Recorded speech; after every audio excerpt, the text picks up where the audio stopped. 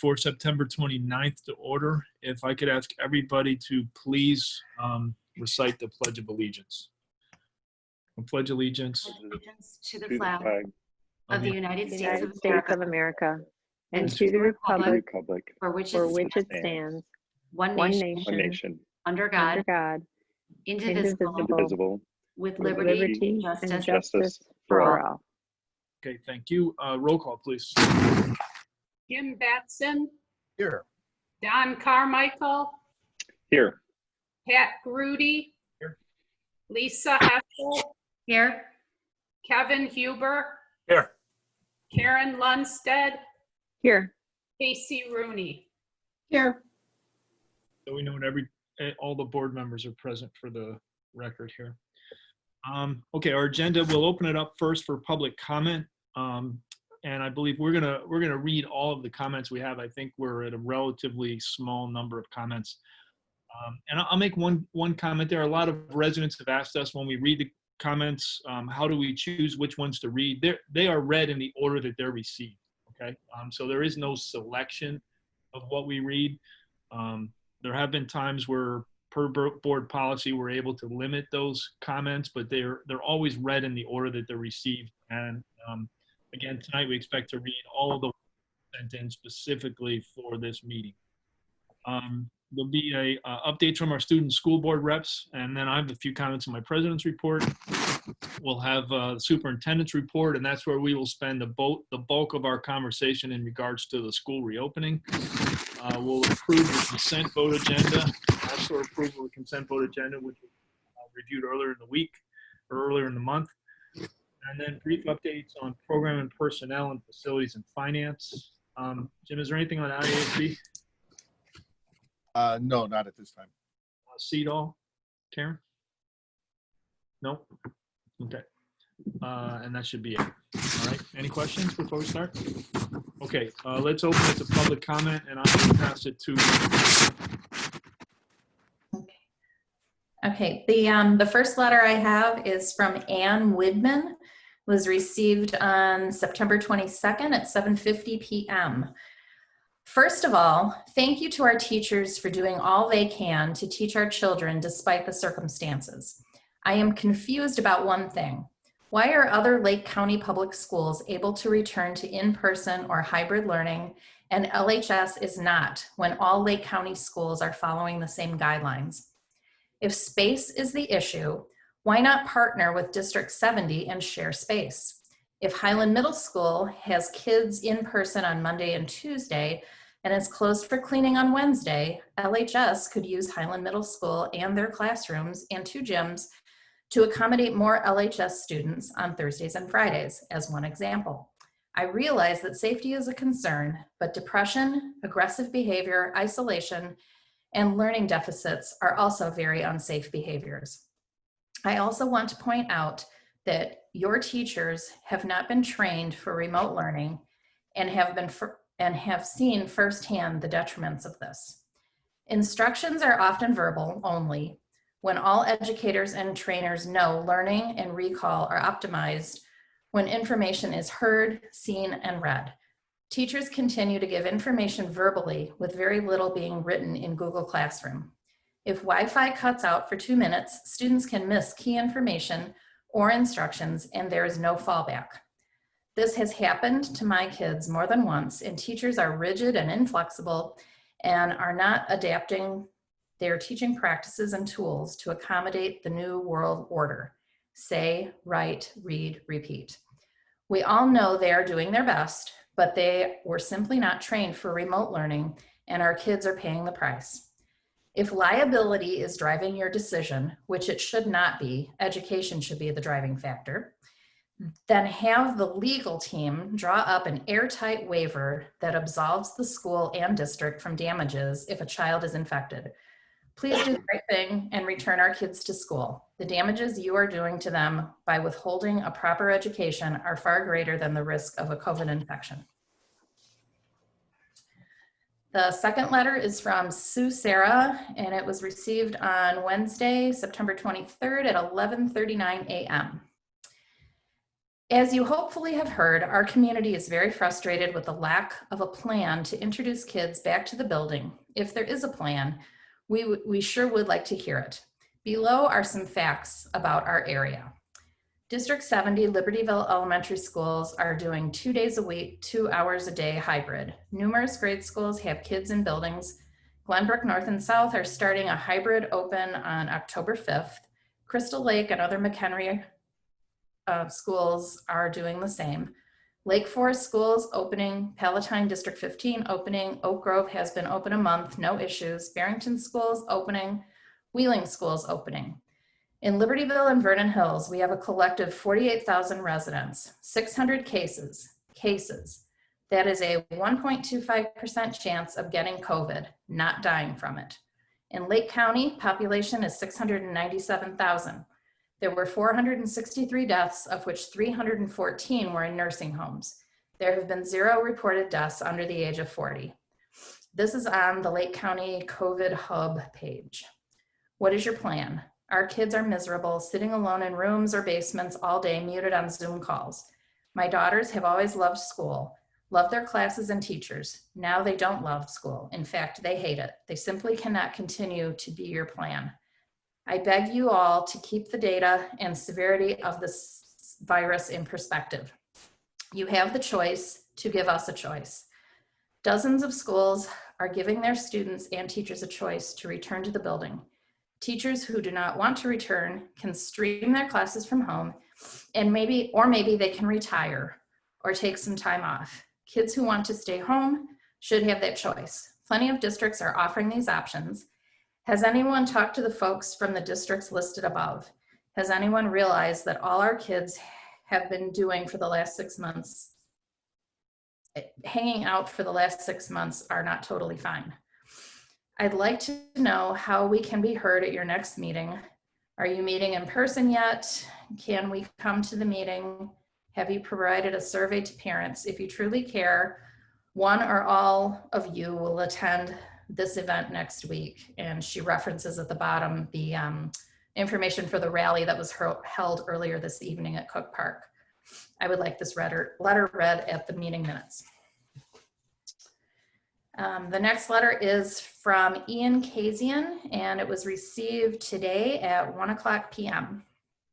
As previously expressed to you in my letter dated September 28th, I am requesting the District 128 Board of Education reopen school for in-person learning.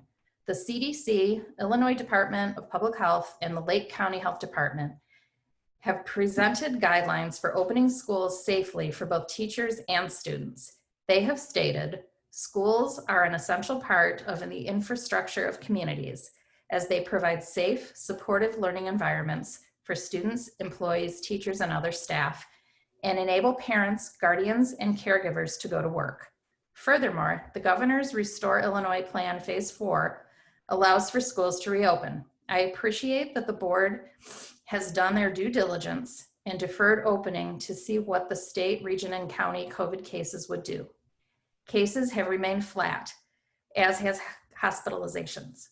Additionally, during the August regular board meeting, it was stated that more information would be utilized to see how school openings are going in places where that's happened. There are numerous examples across the country, state, and nationally where that has been done successfully and safely for both the students and teachers. One example is just 2 miles down the road from LHS. I would like to express my sincere support and appreciation for the District 128 board, administrators, teachers, and staff members that make District 128 one of the top school districts in the country. I have no doubt everyone will work together to do what is right for our students. The next message is from Michelle Thompson, and it was received today at 3:23 p.m. I wanted to express my sincerest thank you to our teachers for all of their hard work and efforts. It is extremely apparent that they are going above and beyond, doing so much additional work in order to best teach our children during this time. It is much appreciated. They are connecting in many ways and problem solving wherever it arises. Many thanks also to our administrators and board for all of the additional hours that they have put in as well. And the last letter is from Mike Mulligan. It was received today at 3:48 p.m. Using publicly available data from the Lake County, Illinois Coronavirus Data Hub and suburbanstats.org population data, I analyzed the impact of the coronavirus on the population of Lake County, Illinois through September 22nd, 2020. I have determined that in Lake County, the two age segments that have contracted the virus at the highest rate are 20 to 29 and 80 plus year olds at 4.4% and 4.5% respectively. Alternatively, only 1.2% of the under 20 segment has contracted the virus. All other segments range from 2.2% to 2.6%. Libertyville and Vernon Hills have cumulatively witnessed a total of 1.66% and 1.25% of residents contracting the virus since January. The Lake County death rate, which is the number of deaths divided by the number who have contracted the virus, is 0% for all people under the age of 40. For the segments of people aged 40 to 49 and 50 to 59, the death rate is 0.8% and 1.4% respectively.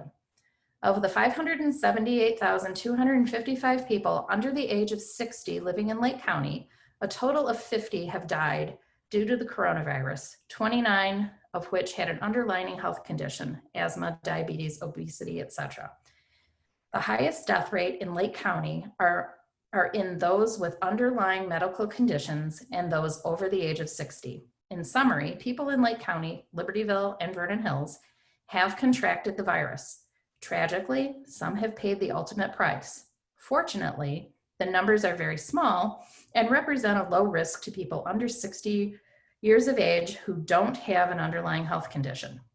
John F. Kennedy put people on the moon in 8 years.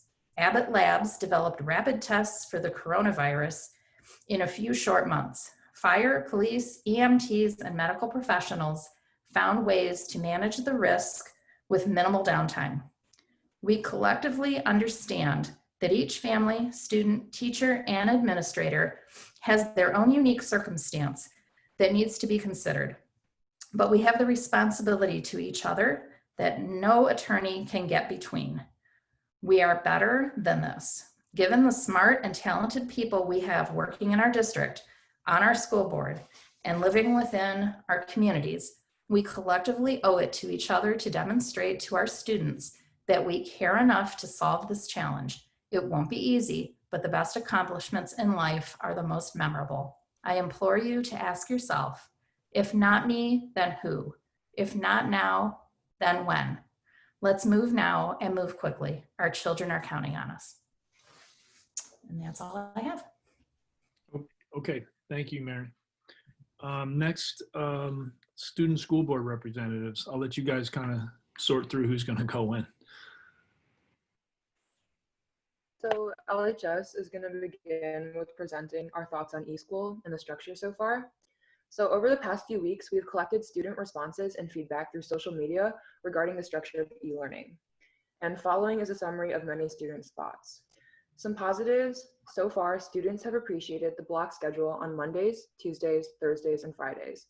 Many think the workload is ideal, especially since they have more than one day to complete work for each class. It also gives students enough time to understand the material and practice on their own instead of moving on to a new topic every day if we had the regular school schedule. These increased amounts of times allows especially seniors to dedicate their time more to college applications. Synchronous classes have also allowed students to engage more instead of having every day be asynchronous, similar to last spring. Since students are actively in class and on camera, many feel that they are more motivated and they can focus more on schoolwork. Many also think that teachers are adapting very well to the online format of tests, quizzes, and teaching platforms. Office hours are also very appreciated by students since they can receive additional help, and it is a simple process to schedule meeting calls with teachers. As for improvements that can be made, the majority of students have agreed that a Wednesday regular schedule is very tiring and ineffective for learning. Although it's only one day of the week and is the same schedule as last year, it feels much more rushed when compared to in-school learning. Since we usually have block scheduling, students feel as if their teachers are attempting to fit more material into a shorter amount of time. For example, a teacher giving the same lecture that they would give on a block schedule day makes students feel stressed with the overload of information in only 45 minutes. This goes along with the workload on Wednesdays as well. Since we learn more material in a shorter amount of time, we are given more work that is due the next day. Another problem is that some students do not have a lunch period, and they have no time to eat or even grab a quick snack during the day due to the short 5 minutes between each period. Unlike the other days of the week, there is no built-in lunch period on Wednesdays. This can be detrimental to learning because students cannot have a break from their computers to refresh their minds. The perceived solution to this is having Wednesdays be entirely asynchronous so that students can dedicate more time to the subjects they struggle in and so they can move at their own pace. After communicating with students, it also appears that many are unaware of the school's online resources, including the MASH and Bright Plays. Students can receive additional help during any periods of the day or before and after school. The links to the MASH Zoom calls are found on the school website under the Student Services and Resource Areas tab. Listed is the MASH schedule as well as which teachers are available during each period. Students have also expressed how tired they were of being expected to perform at the same level as before the pandemic. They wish the expectations of them change or at least gradually ease into the old expectations. And as for hopes of the students, many hope to advance to some stage of hybrid learning in the future, and this is already being observed with some fine arts classes and other approved classes being brought back to school. And that's all for the LHS, and now the student representatives for Vernon Hills will present their thoughts on eSchool. Thank you, Marilyn. So, Eva, she specifically said that e-learning, at least she thought was working out really well for her so far, that she's engaged in class, her teachers make themselves readily available, and even though it's difficult, like she said, she feels really supported and doesn't necessarily stress any more than she would if she was in school in person. One thing that she does have to comment on, which Marilyn touched on as well, is that the hardest part would definitely be those synchronous Wednesdays, which is something I agree on as well. Everything just feels quite rushed and stressful, something that my classmates have spoken to me on, and I would assume all the other board reps have heard as well. Kayla says that she thinks it's a great opportunity to see what she can learn while at school and combine that with being self-motivated as opposed to being motivated by teachers and the overall flow of regular learning. She also feels like she has a lot more opportunities to get close to her teachers and friends that she didn't think would be possible in school, believe it or not. But I agree with that fully. Office hours are now readily taken advantage of, and it gives you a lot of one-on-one time and interaction. She also thinks it's nice to be able to just make your food and let it sit warmly in front of you while you're learning in class. And basically those are all my thoughts as well. I'm able to communicate with my teachers really well. Everyone's readily on emails. There's way less commute time overall. My college apps are easily accessible if I finish class early. The school assignment for the next day isn't particularly demanding. I can just hop on Common App and tie up whatever I was doing before and just push my work for later. You could call it procrastinating. I call it redistributing work. As a whole, I mean, if you're diligent with your work, you take accountability for what you have in front of you. E-learning is really not that bad, not at all. Can't complain. That'll be all from Vernon Hills.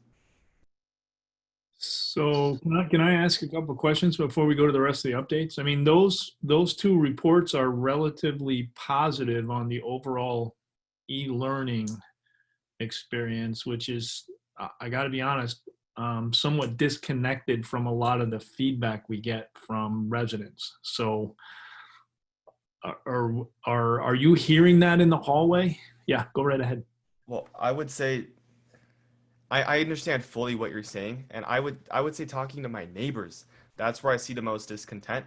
So I'm the high school kid in the cul-de-sac, so they'll be coming up to me while I'm walking my dog, be like, man, isn't that e-learning getting terrible? Isn't this and that? It seems like the older population sees it much worse than it is because I don't think they're the ones in the classroom learning.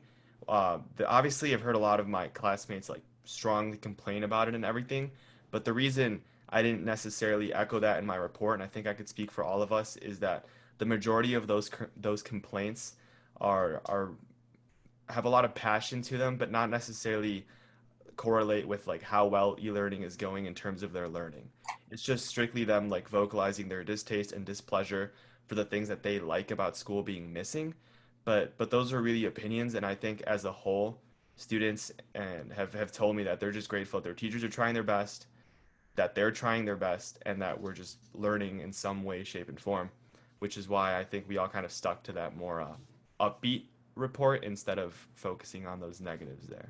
Okay, thanks, Diego. Amal, go ahead. I can tell you want to jump in. Yeah, I was just gonna say, like, because we worked all summer with the task force, so I feel like it gives us an inside perspective of what actually goes into like planning each part of like e-school, like of just actually going back. And there's a lot of factors that I personally would have never thought of if like I wasn't a part of the task force or if I didn't attend any board meetings.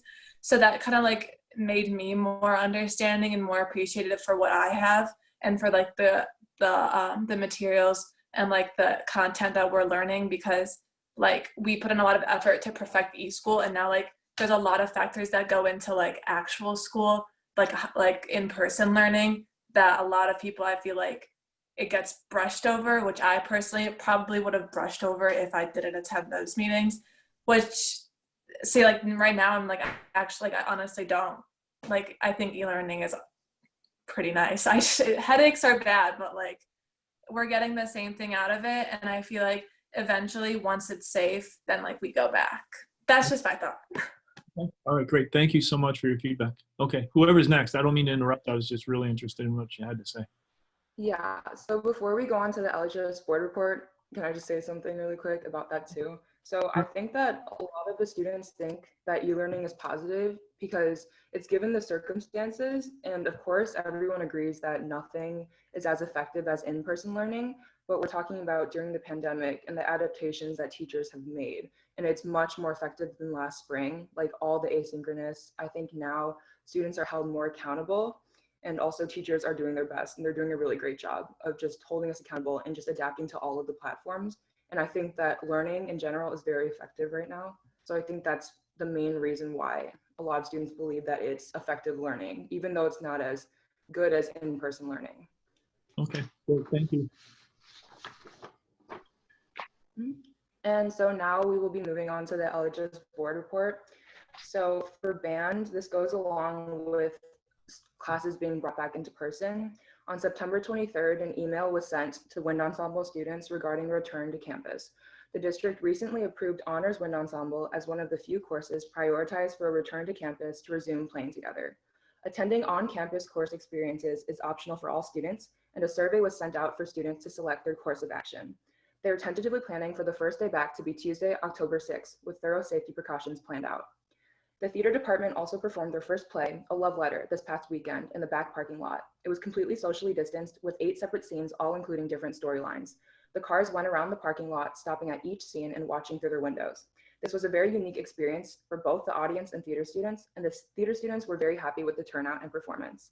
LHS senior Pavan Acharya was selected to perform in the Illinois High School Theater Festival All-State Virtual Cabaret Showcase. The virtual performances will be held on November 14th and January 9th at 7 o'clock p.m. Congratulations to Pavan on this outstanding opportunity. And this is part of Quinn's report on sports. Most sports are currently underway in some form. This includes golf, cross country, swimming, and diving and tennis. It is great to see some of the things we missed about sports coming back. There are senior nights, drum lines, and staff attending competitions, which feels like a big step back toward normalcy. All other sports have started off-season fall training and are taking necessary precautions to ensure athlete safety. Some sports are training up to 3 times a week, and some only train once. Quinn states, as an athlete, it is great to be training again and great to see other teammates and coaches. Although wearing masks through the entirety of sports indoors was challenging to become accustomed to, Quinn speaks from personal experience. He says running up and down the court with limited breathing was tough at first. Athletes are still adapting well. Athletes in outdoor sports wear masks and practice social distancing at all times, except when competing on the field. Homecoming month will officially begin in 2 days at LHS. There has been a big change to court this year to set up a new tradition for future Wildcats. The decision has been made to steer away from a group of girls to a group of 26 students, meaning that any student this year and future years to come is eligible for homecoming court. With the new school daring mission, Stuco felt as if the school events had to reflect the school's values and felt as though one person should not represent the whole school's value, which is why we took away Homecoming Queen. But a collective of students should be uplifted, each representing the school through a new light. Voting started Thursday and ended today, and homecoming court will be announced this Friday. Window painting will still occur this year on Sunday, October 4th from 10 a.m. to 4 p.m. There will also be a reverse drive-in parade on October 10th from 10 to 11 on LHS campus. Students will be invited beforehand to come and decorate the campus. There will be a virtual assembly held all through next week, including groups like choir, poms, cheer, drumline, and guy poms. On October 3rd at 7 p.m., the senior class board is hosting a senior drive-in movie, where there will be a DJ to kick off our senior year. Pre-packaged snacks will be provided and the court will be safely recognized there. On Sunday, October 3rd, students are invited to paint Butler Lake Path to leave their paw print. Any student is invited to participate. There will be virtual Spirit Week next week, October 5th to 9th to October 9th. Monday is flannel, Tuesday is neon, Wednesday is color wars, staff is orange, but we're blue. Thursday is hat day, and Friday is Wildcat Friday. Make sure you wear your spirit gear. On Wednesday, September 23rd, seniors came into the building to take the SAT. While entering the school, they were greeted by chalk messages of encouragement written by LHS teachers. That was definitely the happiest I've seen anybody on a test day. It was so welcoming and heartwarming to see classmates that I haven't seen since March and see teachers in person. Drops of Ink's September issue comes out online tomorrow, and it will be mailed home early next week. Mr. Lapish and Leaf are nearly finished with the outdoor classroom.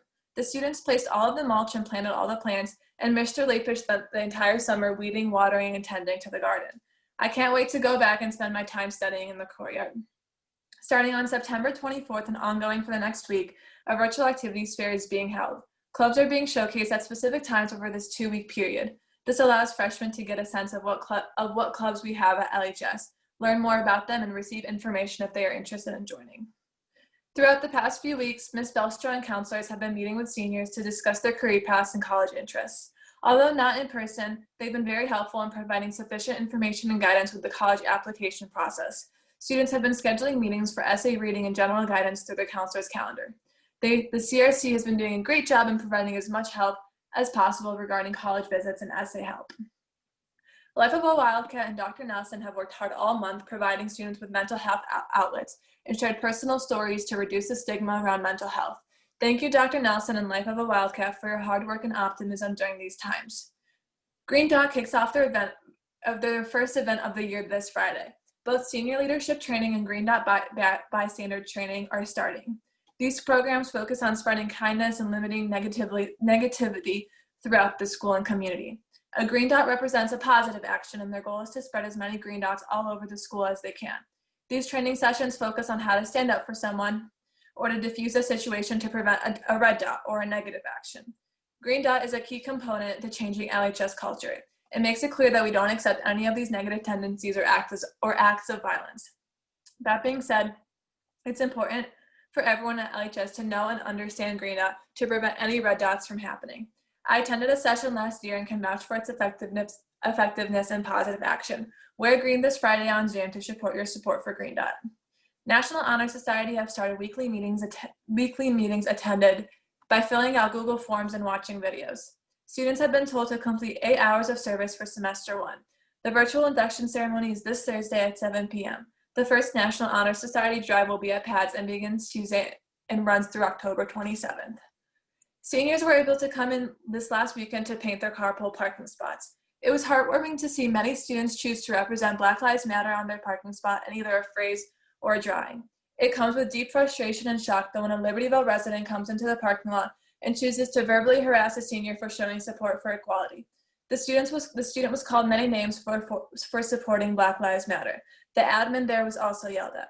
The person continued their actions by attempting to vandalize a student's parking spot by pouring their water over wet paint. To every student who represent Black Lives Matter on their spot, I support you and truly believe you demonstrate how LHS students stand for inclusion and justice in our society.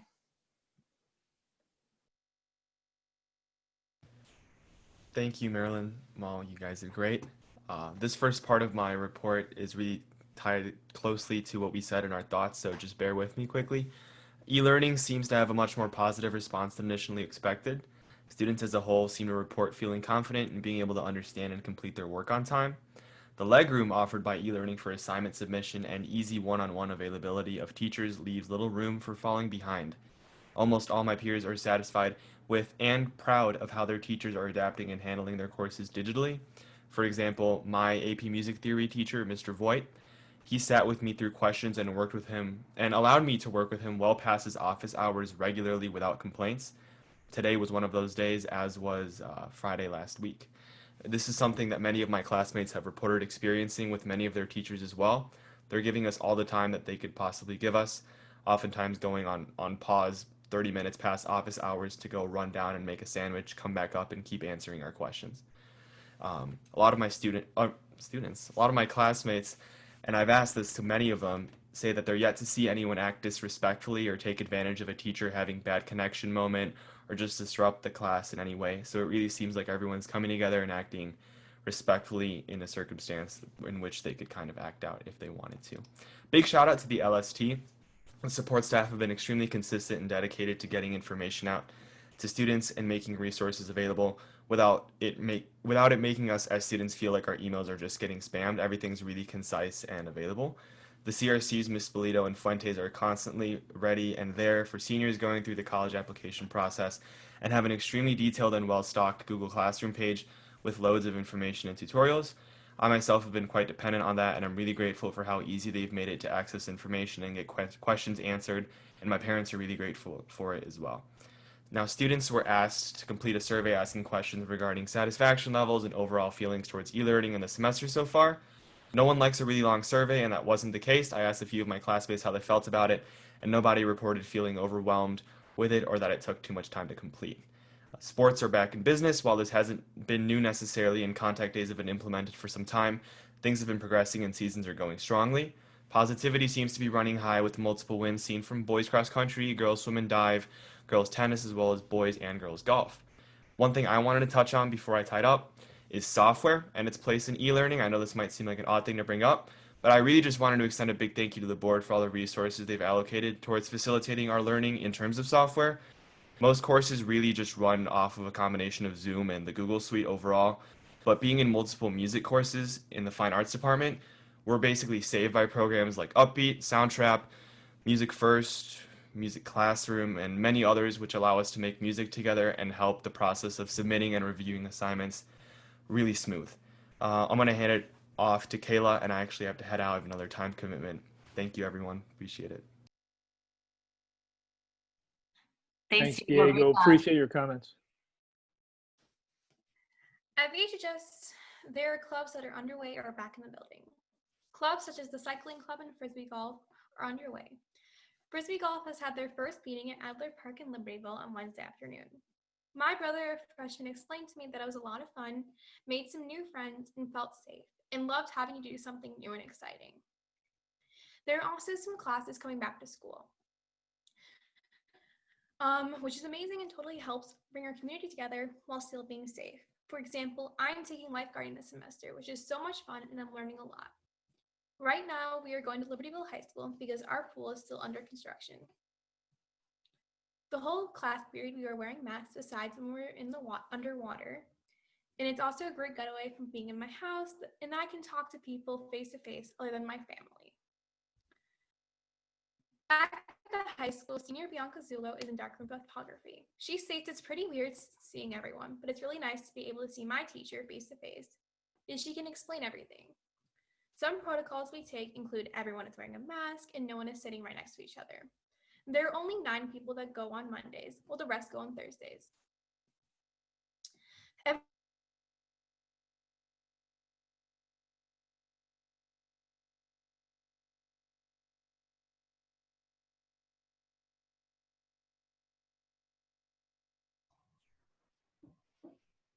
Hey, Kayla, I think we lost you. Can you guys still hear me? Now we can. Go ahead. Okay. Did you hear everything that I said before? No, we missed the last, the next thing you told us, so. I'll do it again. Okay. Sorry. Back at the high school, senior Bianca Zulo is in darkroom photography. She states it's pretty weird seeing everyone, but it's really nice to be able to see my teacher face to face because she can explain everything. Some protocols we take include that everyone is wearing a mask and no one is sitting right next to each other. And there are only 9 people that go on Mondays, while the rest go on Thursdays. Everyone gets hand sanitizer before class and a wipe to wipe down your table. I really like being able to see my teacher because it's so much easier to learn new things face to face when she can help you. Is that good now? Yeah. Okay, sorry. Perfect. Another student, senior Naomi Hernandez, told me she loves it. I'm back in class with one of my favorite teachers and friends, since there's literally only 6 of us in AP portfolio. It's so much fun and everyone's still wearing a mask and socially distanced, and it's nice to teach each other. The following information is from Ms. Schwartz. She virtually runs the Academic Resource Center, or the ARC, and manages students attending in-person classes at VHHS. She said in the past couple of weeks, we have seen a few students return to school to take part in some in-person classes. In order to facilitate their e-school needs, they have been utilizing the LMC as sort of a drop-in center. The students observe all social distancing guidelines, sitting at tables that are more than 6 feet apart, and using the provided sanitizing wipes to wipe down the surfaces before and after use. They also have access to hand sanitizer, and they all wear masks. She continued to speak about the ARC, Academic Resource Center, and saying it's off to a great start. This year, we have 107 students, volunteer tutors. So far, in the last 3 weeks, we have sent 29 students directly into classes as rent-a tutors. They have also assisted in the freshman transition program. Sorry about that, and math classes. We have also had over 25 individual tutoring sessions, and these sessions are conducted via Zoom. In breakout rooms throughout the day before school and during office hours, students have met with teachers who are on duty in the ARC. In the upcoming weeks, we start to review sessions, help review materials in the neediest classes, such as Algebra 1 and Geometry. Construction update. The new classrooms are completed and ready for inspection that allows us to occupy them. The cafeteria is completed and students are eating in the areas that were a part of the old cafeteria. The new gym has a graffiti painted floor, but will not be ready for several more weeks. Thanks to the board for committing to these important projects. Now on The Thank you. The SAT was held at VHHS on Wednesday, September 23rd, an asynchronous school day. Groups of students had different testing times in order to allow for social distancing when entering and exiting the building. Senior Kayla Rubin explained that her experience was great. She felt safe, welcomed, and it was overall a great experience. Although it wasn't fun wearing a mask for hours at a time, it was still nice to see everyone in our grade. A different point by VHS senior Neha, she felt it was dangerous to go back to school during this pandemic because she thought people would be irresponsible with wearing their mask. But then she saw that people were actually being responsible and didn't remove their mask when they were in the testing room, so she felt safe. Over 300 students successfully took the SAT at VHHS last Wednesday. Special thanks and recognition to junior Aditya Sabaharwal, who showed extreme generosity. Aditya worked this summer giving tennis lessons to young children. He earned over $1,500 and decided that he would donate the money to charitable organizations. Aditya chose to donate $1,000 to the VHHS Cougars for Cougars initiative. These funds will be used to help VHHS families in need due to COVID-19 or other trying circumstances. We are so grateful for the kindness and generosity Aditya has displayed. In order to continue student activities at VHHS, clubs have been meeting virtually through scheduled Zoom meetings. Club advisors have utilized Google Classroom and Remind in order to connect and spread out information to club members. Clubs such as Voices in Prevention, JSA, Environmental Club, and Student Council have held successful Zoom meetings. Advisors and students have said that they're glad their clubs are able to connect and communicate. The Senior Class Student Council held a tagging event on Saturday, September 12th and Sunday the 13th. This event invited the senior class back into the school to spray paint their name on the concrete floor of the new West Gym. Students had to sign up for a time slot to come in and spray paint their name. These time slots worked to ensure that there weren't too many people so that we could all socially distance. Upon arriving, students were required to wear a mask, socially distance, and were given a construction hat. After spray painting their names, students set their spray paint bottle on a designated table. The bottles were then sanitized by volunteer student council members. On their way out of the building, Students Council provided the students with gelato as a tasty treat to end the event. This event was the first Student Council event of the year, hopefully paving the way for many more Student Council events and activities to come. Lastly, on Wednesday, September 23rd, VHHS virtually held the National Honor Society induction ceremony. This ceremony opened with a welcome from NHS President Keshav Trika and was followed by executive board members explaining the 4 pillars of NHS, which are scholarship, leadership, character, and service. The ceremony featured an inspirational speech by teacher Matthew Belito, who focused on the mental toughness characteristic that many NHS inductees carry. He also strived to emphasize the importance of receiving the honor to be in the National Honor Society.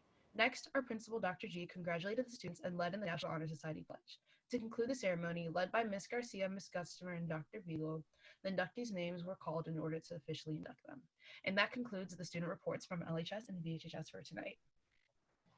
Okay, great job. You guys are just doing an absolutely fantastic job. And I'm sure you're busy, but I hope you can stay around at least through the superintendent's report as we continue to talk more about some of our opening strategies. So before I pass it on to Dr. Lee, I just want to say that as part of my president's report tonight, I want to acknowledge the extensive feedback we received over the past few weeks concerning the opening of our schools. And while the more vocal feedback has been received from those favoring the reopening of schools, there's also been significant and strong feedback from residents who have asked us for assurances that we will not open schools before it's safe and appropriate to do so. It's clear that we as communities remain deeply divided on this issue. And we must understand this is not a simple democratic issue where we vote and someone wins and someone loses. It's imperative that we all continue to work together collectively to develop and devise the solutions that will all continue, that will ensure the needs of our students and staff are met successfully, regardless of our personal position of what we think works best. So let me assure everyone the following. Number one, we remain committed to opening our schools as soon as it's safe to do so.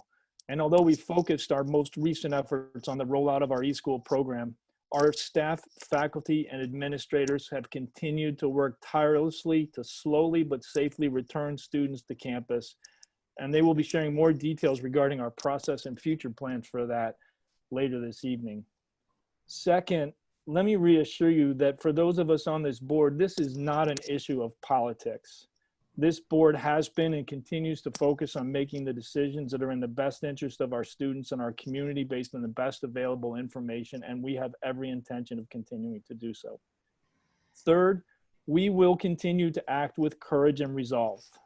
Many have accused us of not having the courage to stand up to people like the teachers union in particular, and they've implied that our decision to go remote was unfavorably influenced by positions expressed by local and national unions.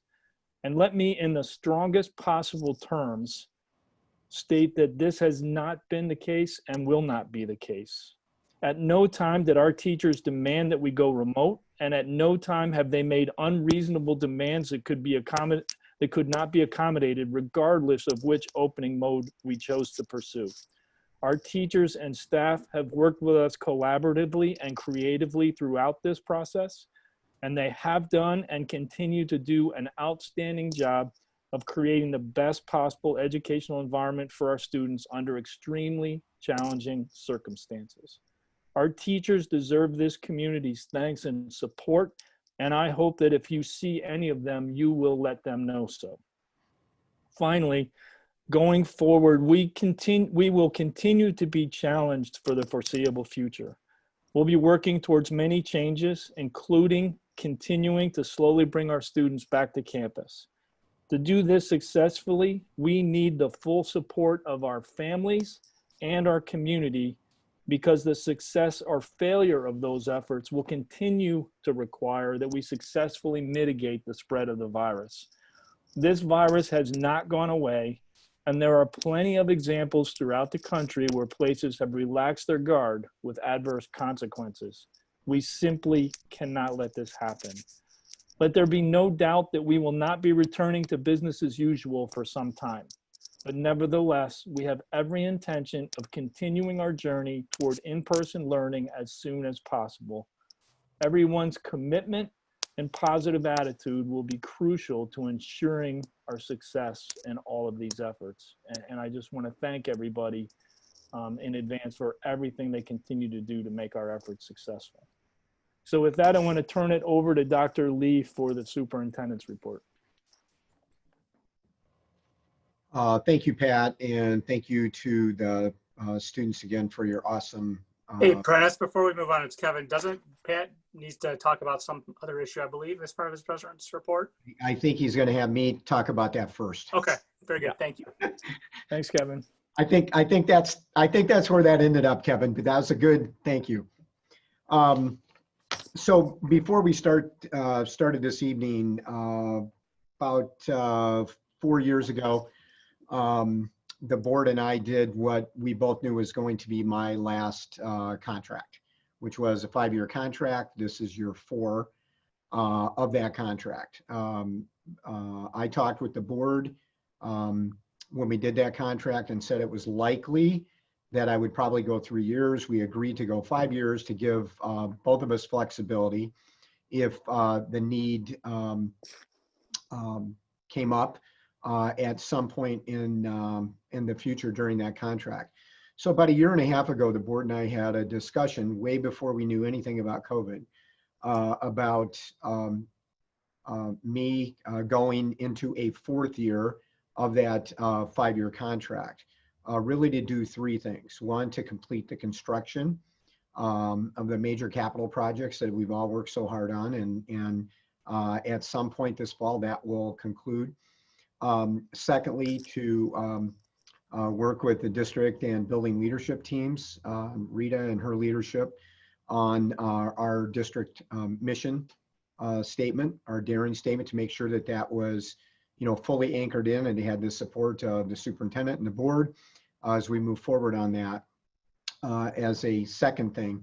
And then thirdly, just to ensure that the district leadership team, the building leadership teams, particularly Tom and John, had everything they needed to make the transition to a new superintendent in the future.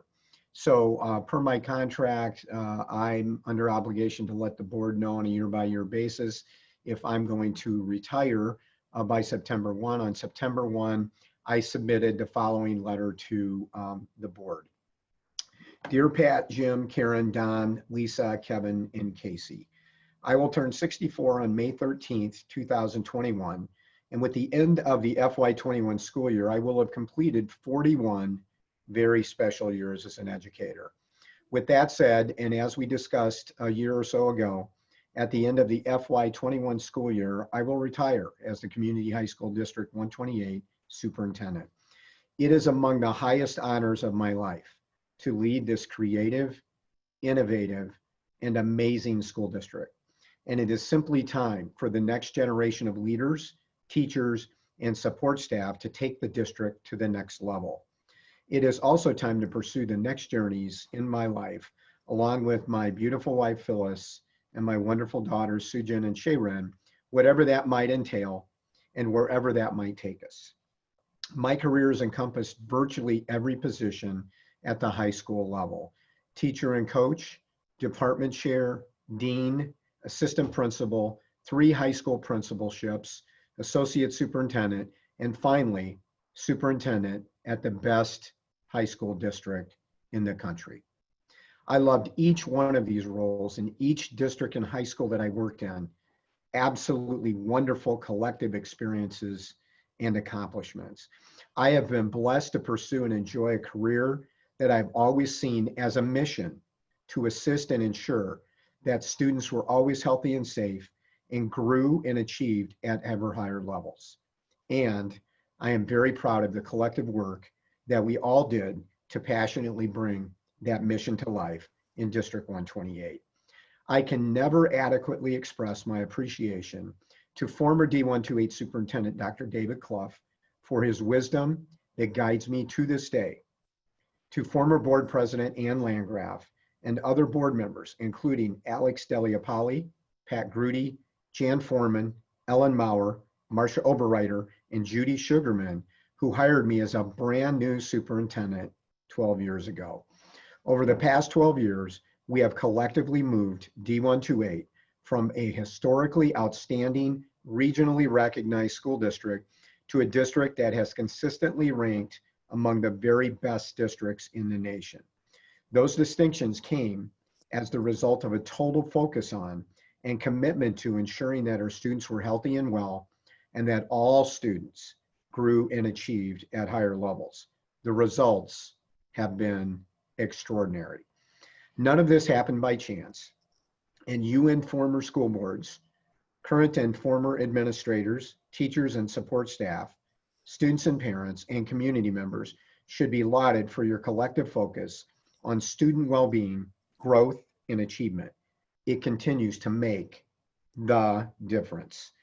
Special thanks and appreciation to Pat for his gifted facilitation and consensus building leadership as board president.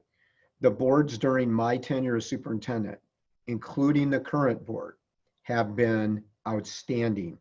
I have always respected and enjoyed the complex, deep discussions with the board on all matters of substance. And I want you to all know, as I move toward retirement, that this is an amazing and it's a very special place. And remember that we've done what we've done, built on really a line over time, which goes back to Dave Clough, which goes back to Don Gossett, which goes back to Walter Johnson. And so that trend line in this district has been, very, very important to our district and will continue to be so. And I will really, really miss working with you, every day. And so let me finish by saying, thanks to the supremely committed and gifted district and building leadership teams, teachers and support staff for doing what we do, how we do it, and how we continually improve it. With Bryant, Rita, Dan, Kelly, Mary, Mick, John, and Tom working with the new superintendent, the district will continue to be in great hands. Their collective wisdom, processing, and decision-making will ensure that D128 continues to build on the excellence of this wonderful district in our two amazing high schools. We have much work to complete together before the end of the FY21 school year. And no matter how challenging issues like the pandemic may be, I look forward to completing that work with you.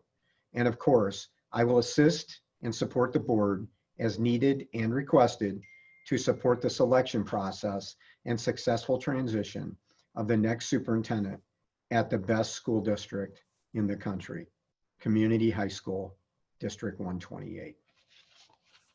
Pat? So let me just add a few words. First, this is one of those days we hope would never come, but it always does, and it seems to have come sooner than we ever even imagined. But without a doubt, we've been very fortunate, I think, to have someone uniquely capable of leading this district. And over the years, Dr. Lee has just demonstrated incredible leadership capabilities. Not only that, he's demonstrated an unbelievable ability to recruit, retain, and develop additional leaders in our district. He's had an outstanding understanding of really what it takes for a high school district such as ours to succeed and grow. He's been incredibly effective at managing and meeting the needs of our very diverse stakeholders. And probably not known to many, he has an extensive network of contacts both locally and at the state level that have just proven invaluable to us as we've needed government cooperation or actions needed to support our district.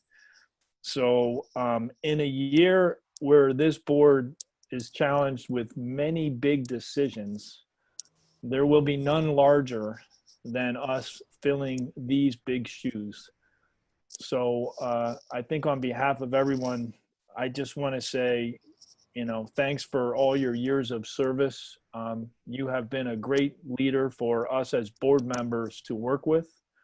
And I can only hope that as we go forward over the next couple of months in the process that we kicked off earlier this evening, I can only hope that we can find somebody who has even a fraction of what you've shown us in this district over the last several years. So thank you for your commitment, your leadership, your service, and all that you've done. And, I certainly hope we have a great rest of this school year to send you off on a great note. So thanks, Brendan, for all that you've done. Anybody? Yeah. Anybody want to add any brief comments? Otherwise, we're going to keep going because we've got a long night, but okay. All right, we'll turn it back to you. Okay, thank you, Pat, for those very nice comments. And again, thanks to this board, past boards, the administrators and the staff, and our students. It's just been an amazing 15 years in this district by the end of this year, and an amazing 41-year career for me. So thank you very much. Very, very special. Okay, so next on our report tonight is we're going to do a little bit more celebrating before we get into good news. And we have 4 board members who have been recently recognized in the Illinois Association of School Board Master Board Member Program. And those members are Casey Rooney, Level 1 Master Board Member, Karen Lundstedt, Master 1 Board Member, and Lisa Hessel, Level 1 Master Board Member, and Jim Batson at the highest level, Master Board Member, maintained over a period of time. Now, this is a special deal because you have to work at this as part of your board experience. And so I'm going to show you, it doesn't show up very well on the camera here, but this is a certificate that all 4 of our fellow board members received.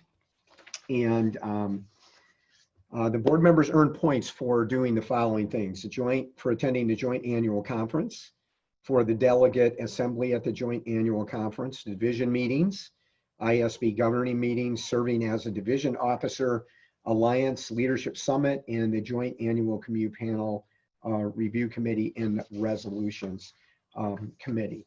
And so there are several levels in that process, and we just want to tell all of you we're very proud of you and thank you for your outstanding commitment. So good work. Yeah, for sure. Really good. All right, so some more good news. The District 1 following D128 seniors will named 2021 National Merit semifinalists from LHS: Andrew Clark, Leah Klein, Jamie Nicholson, Desiganamuthi.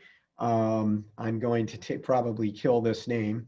Nainer, Matthew Shinnick, Mary Kate Stone, Liam Tucker, John Wilcox, and Jonathan Jing. From VHHS, Bradley Au, Lisa Bamer, Chantel Cordy, Nirajan Kilkarni, Arav Panda, Eric Song, and Ashley Ziegler. So congratulations to all of those outstanding students.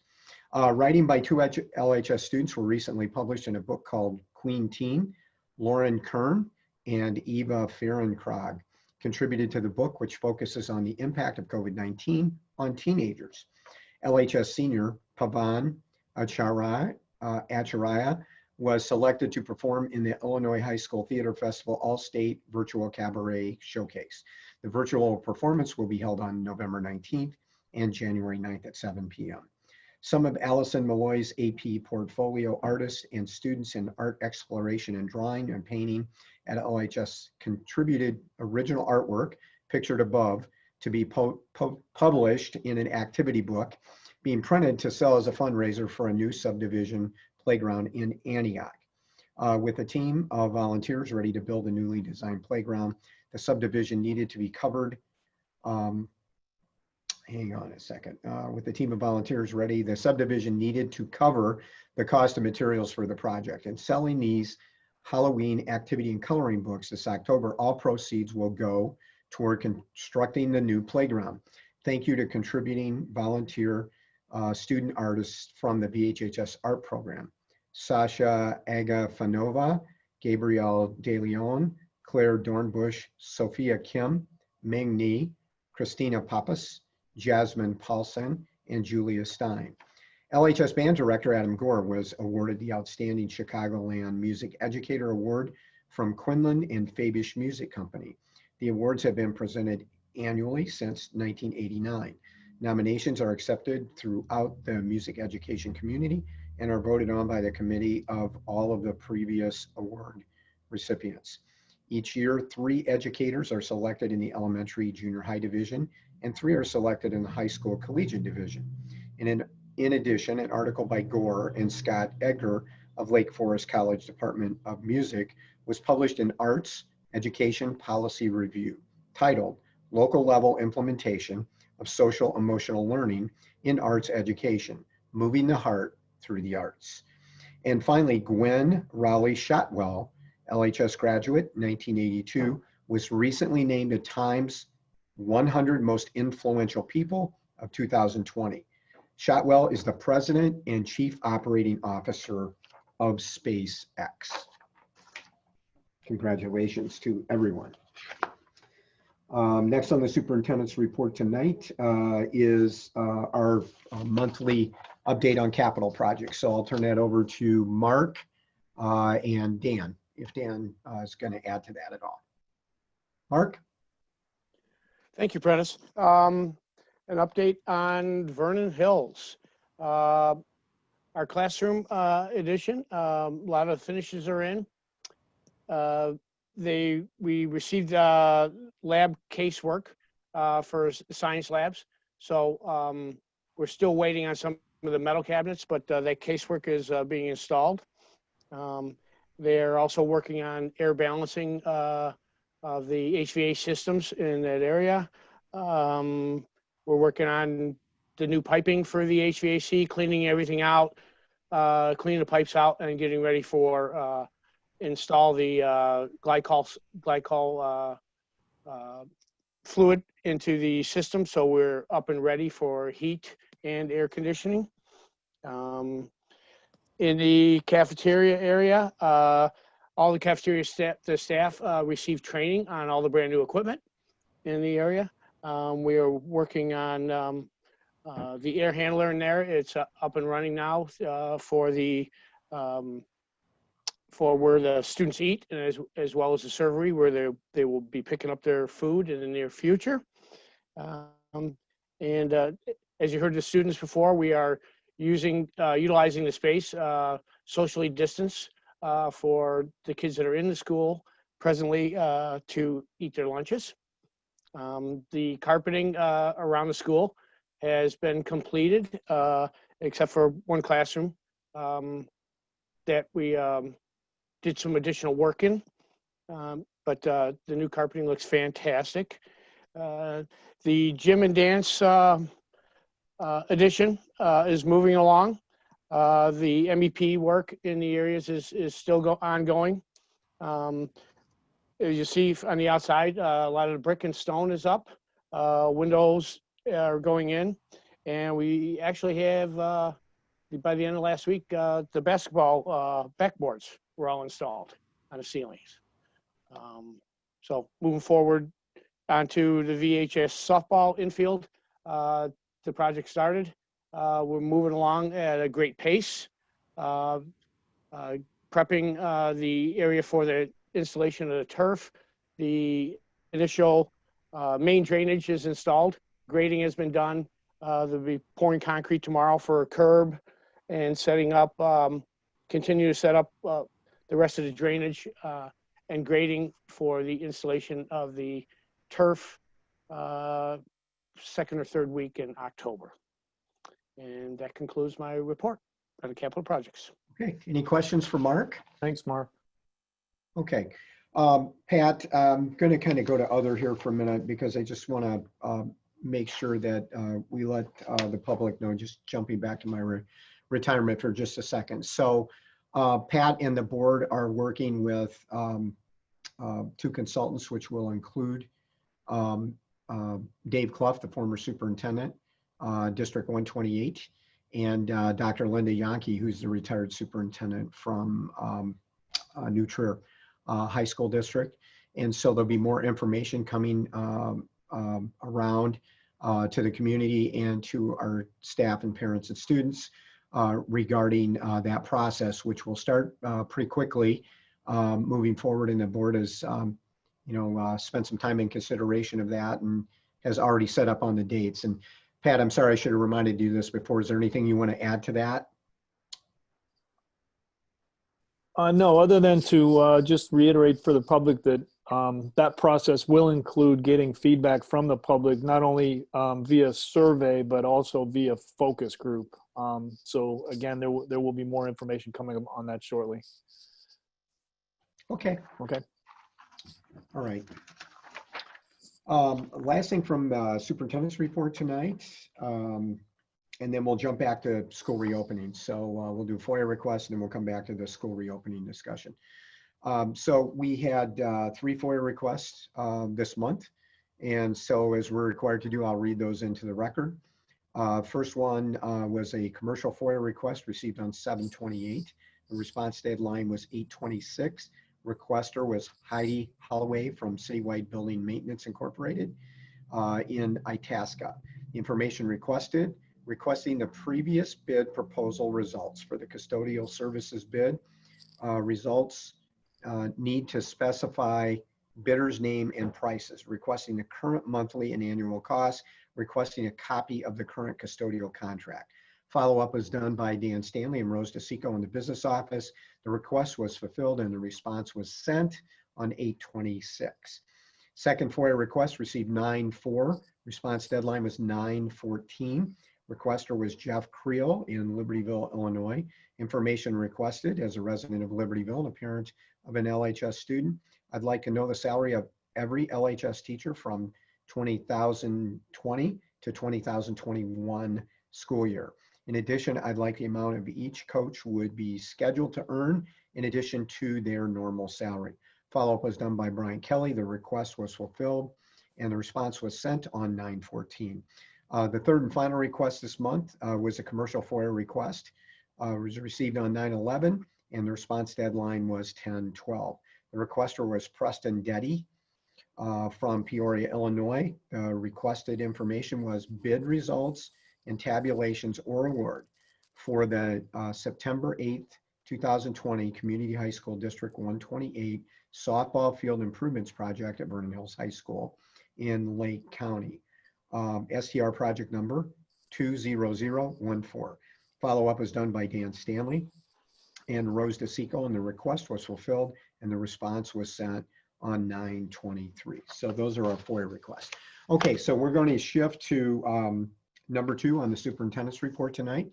And just echoing, I think Pat did a great summary on behalf of the board and the administration in the district. But as the community will note, and anybody that's watching tonight, Pat and I sent out a joint message to all of our parents and students and staff Friday afternoon. And part of that letter was talking about what are next steps in terms of, possible decision-making to bring more students in to the fold. So before we actually start to talk about framework components and a timeline, and really just set the stage for the meeting that's going to come, the working meeting that's going to come next Monday, part of what we said to the board when we went through kind of the disaggregation process of this over the summer was once the decision was made to start in remote learning is that we were committed to start to bring smaller groups of students back in. And initially we talked about bringing smaller groups of special education students in. We were already in the process of bringing athletes in to look at really creating some opportunities for our student activities and our other co and extracurricular activities. So we started that process a couple of weeks ago with a number of students coming back to campus for a number of reasons. So Tom and John have been good enough, along with their teams, to do some quantification and just give you an idea of what that looks like. So before we talk a little further about the process, and as we do this, I want to underscore that, again, we had a conversation, made a recommendation to the board made a decision. We've taken some further steps and we've done exactly what we said we were going to do along the way. So, and that's been a very transparent process for us.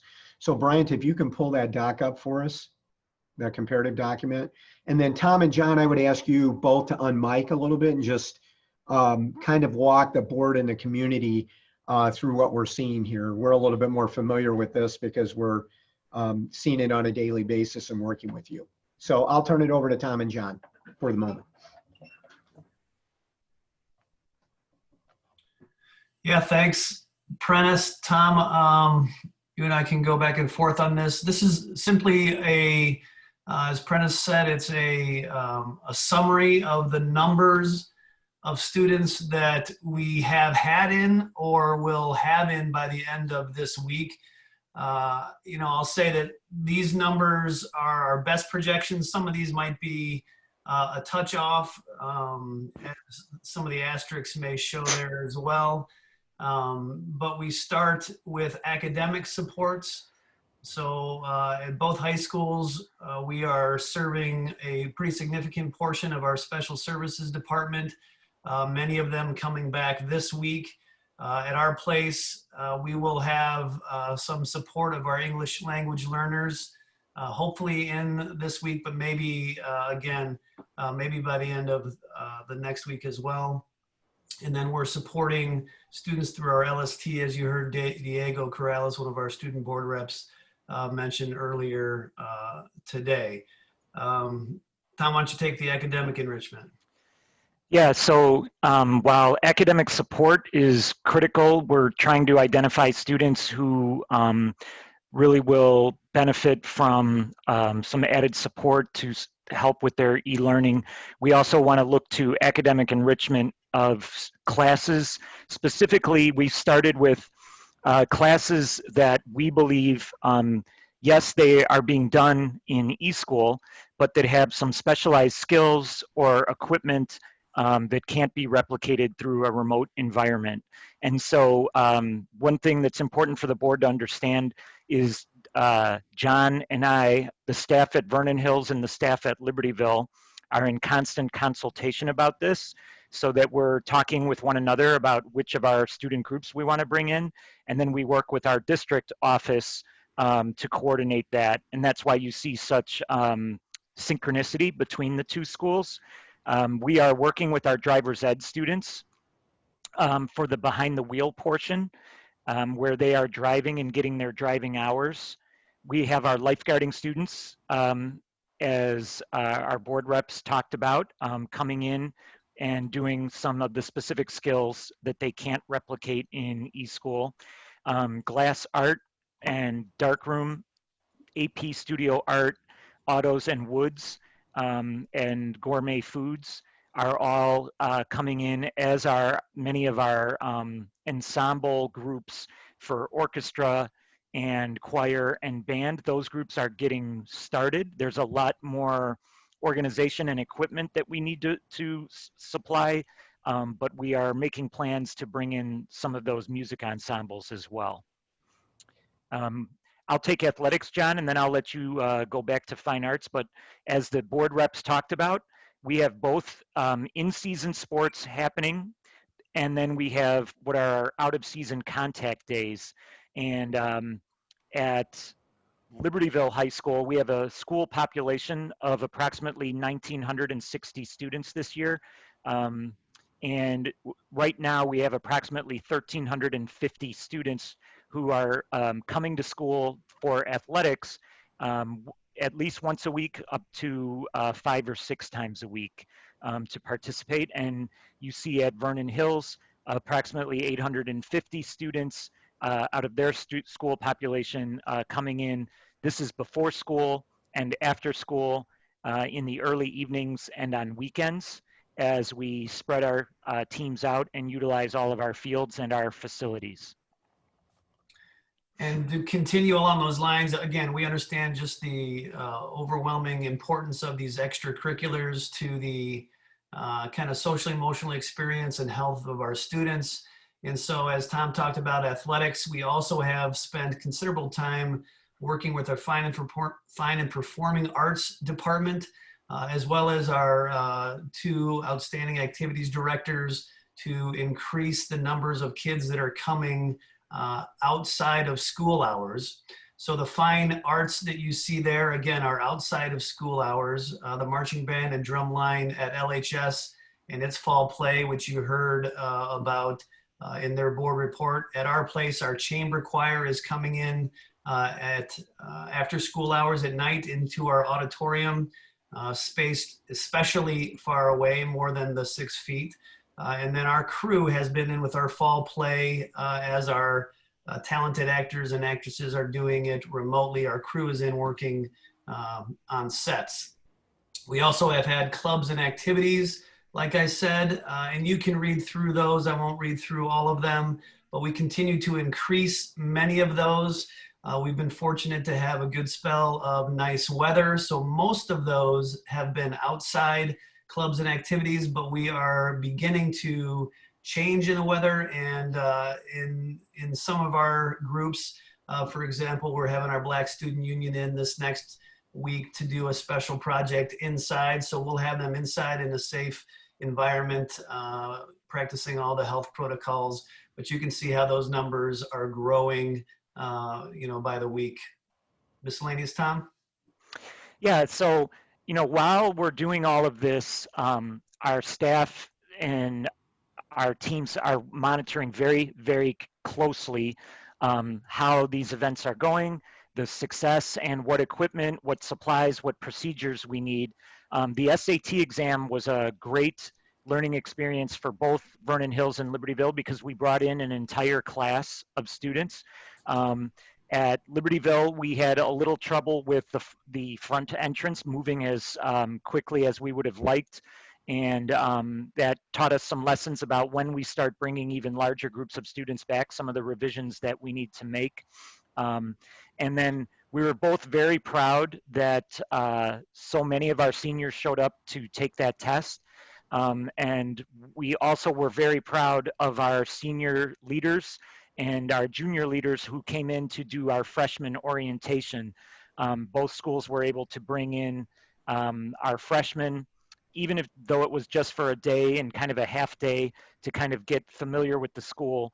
That was something we were able to do. And while all of this is going on, we are in the process of adding more safety equipment, revising, as I said, some of the procedures and policies that we have, so that when the day comes when we believe it's safe to bring back even larger numbers of students, the building will be ready. I thought it was very surprising, and I know John would say the same.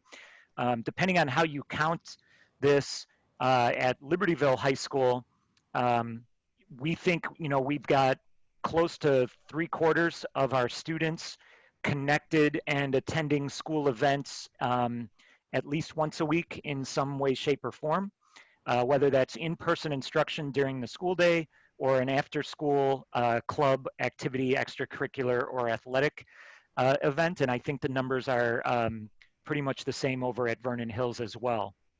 So this is clearly not all students back in school on a daily basis, but it is a testament to our staff of how hard they're working to find ways to stay connected with students and to bring students in for some of the things we can do safely while providing a healthy environment. Pat, excuse me, I meant to say John and Tom. Do you want to, since we are having more students around the building, in the building, do you two want to talk about some of the differences over the last week or two, just kind of monitoring that and things that we've done to ensure that, students are they're healthy and safe when they come here, but while they're in the building that we're also doing social distancing and those just some of the challenges that go with that. Tom, do you want to start? And John, maybe we'll kick it to you. Sure. It's joyous to have the kids back with us, and it warms all of our hearts, and everybody's very happy, and the kids are. But then there's also a sadness because, like, for example, when our kids have lunch with us, we have about 30 special service students that have lunch with us at Libertyville and Vernon Hills. And at Libertyville, they have to sit at their own table. They have, that's the only time during the day when they can take their mask off to eat. But they can't sit at tables with other students. When they're in their classrooms, we've taken out a lot of the furniture and have just the desks. All students are assigned a desk, and all the desks are facing one direction. They're spread out, so the kids can't really talk to their other classmates too easily because they're spread apart. They're wearing masks. In many of the classrooms, we've installed plexiglass around the teacher's desk area or in different kind of areas of the room to make sure that obviously our staff is safe. That's not in all of our classrooms, but in some. And then, we have to be very, very careful about students in the hallway when they use the washrooms and when we're having passing periods, that kids are not congregating and spending time together in groups. John, do you want to pick it up from there? Yeah, I tell you, I have been probably most impressed with students and their willingness to comply, I guess might be the best word, with what it is we're asking them to do. It is not comfortable, as I think some of our board reports stated, to be wearing masks for hours at a time. Yet we're asking the basketball team to wear a mask the entire practice. I had a student, one time I had a student walk out of a practice, and when he walked out of the gym, he took his mask off because he felt like I've had this, I could see it in his eyes. I've had this mask, I'm leaving the gym, I can take it off. And I just kind of pulled him and said, hey, can you just leave that on until you get out of the building? And he pulled it out of his pocket and twisted it, and the water just poured out of his mask. And then he put it on, and I apologized and said, man, I get it. I'm sorry. But this is a way for us to stay safe and to prove to the community that we're doing the best we can. And so I've just been really impressed with students. But I also have noticed just their propensity to group together. And like Tom said, I think the most difficult time for us is when we get them in the building, they're in the hallways and they're headed to their spot, because their natural inclination is to do it shoulder to shoulder with their buddy walking down the hallway. And there's nothing wrong with that, but our goal is to try to keep them separate. And I just need you to know as a board, it's almost impossible to do that with 60 kids in the building. I'm just telling you, unless you have an adult at every 10-foot marker, it's almost impossible to do it. And so to think about adding, multiples of that number into the hallways, there's just a reality about the difficulty of keeping, kids apart. And we have to be honest about that. We have to understand that. We're doing our best. The kids are complying with PPE, staff's complying with PPE. We're doing a great job cleaning, Mark and his crew, but there are some things that are just flat naturally difficult to do. And clearly the social distancing thing in kind of open spaces, hallways as we move about is quite difficult. So I just want to be honest about that. I also think, John, and I know you would second this, we're very impressed with our staff in how serious and sincere and diligent they're being in taking the health and safety of our kids so seriously. I think, sometimes it's said in the community, well, perhaps people would say, well, the teachers are concerned about themselves. But what I see is our staff being so concerned about our students' health and never wanting to be in a situation where they're responsible for a child getting sick. And so they, are really checking their rooms, they're checking their procedures, they're making sure that all the students are okay and taking, the right steps. But then the staff is also really focused on our students' emotional health and wellness too. And the idea of, how can I support our students and help them feel like they can be comfortable here at school when we have all these new rules in place and the kids can't be quite as free as they once were to move around the building and to communicate with friends and with staff in the way that they're accustomed to. So it's, it's new for all of us. And we certainly haven't been perfect out of the gate. We've made some little mistakes here and there, but what we're doing is we're using these small amounts of students that are in to learn and to build our skills and to kind of grow our understanding for the ways that we can operate in this new world. And, I'm just very, very proud of, like John said, of our students, but also our staff for the way that they're tackling this challenge. So John and Tom, just two quick questions. So one, how are kids getting to these activities on campus? Are they providing their own transportation, or are we actually providing some for them at this point? Yeah, good question. Both. We are actively. So let me go back. So let's say a glass art class is going to start. What we do is we survey the families and we ask first, are you interested in doing it, right? Because it is voluntary. We're not compelling students to come back. So a family will say, yes, I'd like my child to come. And then we say, and how can you get your child to school? Can you do it personally, either by car or by walking or by bicycle? Or would you need us to provide transportation? And for the families that do need us to provide transportation, we bus them to school. And the way that we do it is we do it in morning and afternoon sessions. So let's say glass art is second period, but a kid needs busing transportation. We pick that student up before first hour. So they come to school for first hour. They sit in our place up in our library. Could be different at Tom's place. They're monitored by one of our school personnel as they do their e-school learning first hour. Then the bell rings, then they move to their glass art second hour. And then after second hour, that block, then they jump back in a bus, head home during that lunch break, and they do their third and fourth periods of that orange day. So that's a typical kind of operating procedure. And then we do offer busing for after-school activities as well, although that's been not as popular, not as needed. So. Okay, great. And then the second real quick question. So like for Woods and Auto and courses like that, are all the kids that are enrolled in those courses able to attend the on-campus part? I guess if they want to? Yeah, we send once we determine a class can come on campus, we send the families a survey where we ask, do they want to attend? All of these classes are optional. So, and there is no penalty or consequences to a child who is either unable or doesn't feel comfortable attending on-site classes.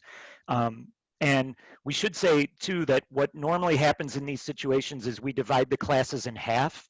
And so only half the kids from each class come at a given time. So for example, if class might have 20 students in it, 10 might come on Monday and 10 would come on Thursday. So that keeps the numbers much smaller. And then we ask if the students need to attend a study hall and if they need transportation. And if we have to provide lunch. And so then we go and we set up all of those logistics and make sure that we have all of that in place. And then we start bringing the students in. Okay. I also, forgive me because I want to clarify something. I misspoke earlier. When you were asking me about the preparation we were making for students, I said we were putting plexiglass in the classrooms. That's inaccurate. What I meant to say was we're putting classrooms or plexiglass in the offices where we have a lot of secretaries and things who are stationary behind their desks all day. We have not established plexiglass barriers in any classrooms at this point, but we have established those in a lot of the common or like office spaces that teachers and secretaries use. Thanks. Hey, Tom and John, have you guys submitted a list to administration of what exactly you need to make sure your buildings are good to go when we start to try to get more kids back in? That plexiglass comment's very concerning to me. I mean, I would have thought that would have been addressed earlier on. Technology, we got to make sure that the kids who choose remote, who are very unsure about coming back, they get the same educational experience. I think that's a big issue.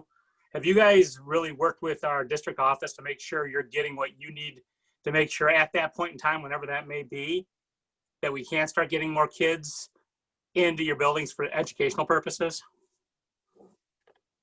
Yeah, absolutely. Kev, I mean, we're in contact with them nonstop. I think, in terms of some of the supplies, like the plastic, separating barriers, some of that stuff just came in. So now we're re-upping some of those orders and increasing some of that in anticipation. We talked this morning again about technology and the idea of, perhaps needing to do some streaming or some type of videoing in the future. But all of those things we continue to talk about and ask for, and they've been great about, filling our needs.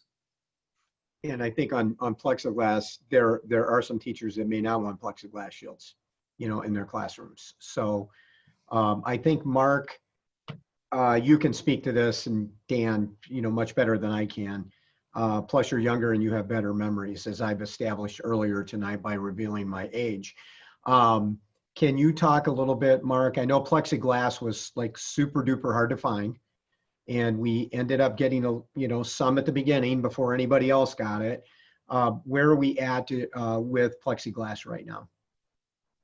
Okay, we were able to find a supplier locally in Chicago for our first round of plexiglass. We were able to get what they had in stock. And since then, we placed a significantly larger order as we were working to customize the different areas and coverage through the school. In the beginning, you couldn't get plexiglass, so we were looking at alternate routes with other dividers to set it on countertops and stuff. But then with the realization that some of these spaces are wide open and people actually, are close in contact, the person behind the desk is sitting there all day long, that they're walking by within a 6-foot distance. So we needed to do some additional change in our initial game plan and provide additional coverage. So presently we have a good stock, and we are working on the customization. Okay. All right. Yeah. Oh, go ahead.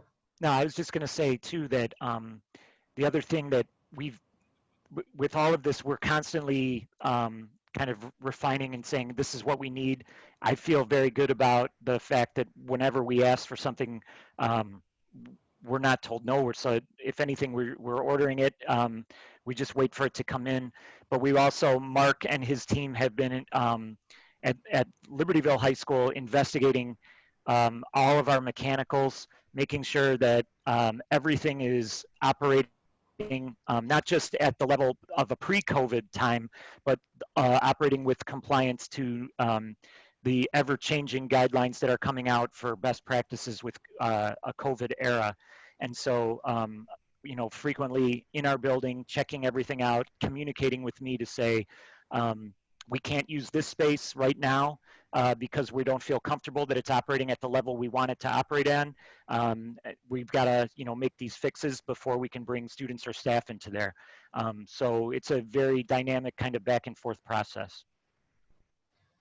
Okay, so we wanted to take a few minutes on that tonight because we've done a lot of work with bringing students back in different categories. And so that's a good, thanks to Tom and John and their teams for updating that, because it's a good visual and then a good conversation about, part of that next step forward. And, Kevin raised a real good question, and we, probably need to continue to talk about this publicly, but all of the conversations, all the work we've done has been integrated work with all of us as part of that process. So Tom talked about the dynamic nature of that, but in our meetings together, they're working with us at district office, whether it's Mick and technology or it's Mark and Dan with other things that might be needed. Those discussions are ongoing, like I think John said, multiple times a day, many times, about how we need to adjust. But the other important thing that either Tom or John, or maybe both of them, said tonight is that by beginning to bring students back into the building, we can actually learn from those experiences. And you heard Tom and John reflect a little bit tonight on, oh, we learned this, as a result of that. We learned this as a result of that. And those learnings are, very informative as we continue to process moving forward. So, Brian, could you put the frameworks and timeline up? So I just want to take a few minutes and reiterate a couple of things that, looking for Bryant here. Okay. Oop, I think I sent that to you, Bryant. Oh, you're in. Okay. Okay, thanks. Those of you that read the letter that Pat and I sent on Friday will be familiar with this. But next Monday, October 5th, the board, the district leadership team, which will include Tom and John, and most likely one or two more administrators from the buildings. We'll have what we call one of our normal working meetings at a committee of the whole meeting. And so at that meeting, we're actually going to be digging into the framework components that will inform the board on, potential next round decision-making in terms of bringing students back. So a couple of things before we go into this. I think Pat mentioned earlier in his comments, and I will tell you too, that I've received more than a few emails from people that are telling me that local high schools are already back in. I want to tell you that I'm meeting regularly, Zooming with superintendents in the area, and particularly once a week with the superintendents in our very immediate area here. And here's kind of where we sit right now. Stevenson has recommitted to go remote till the end of first semester. Mundelein, almost the same place in terms of decision-making with us. Warren to the north, right on the same track of looking at, hey, if we're going to bring kids back in, it's probably going to be toward, the second week in November. And Lake Forest, at least at the high school, is still working through some issues in staffing in their particular district to actually get up and running. So as you look around the Chicago area, there are schools beginning to take steps forward.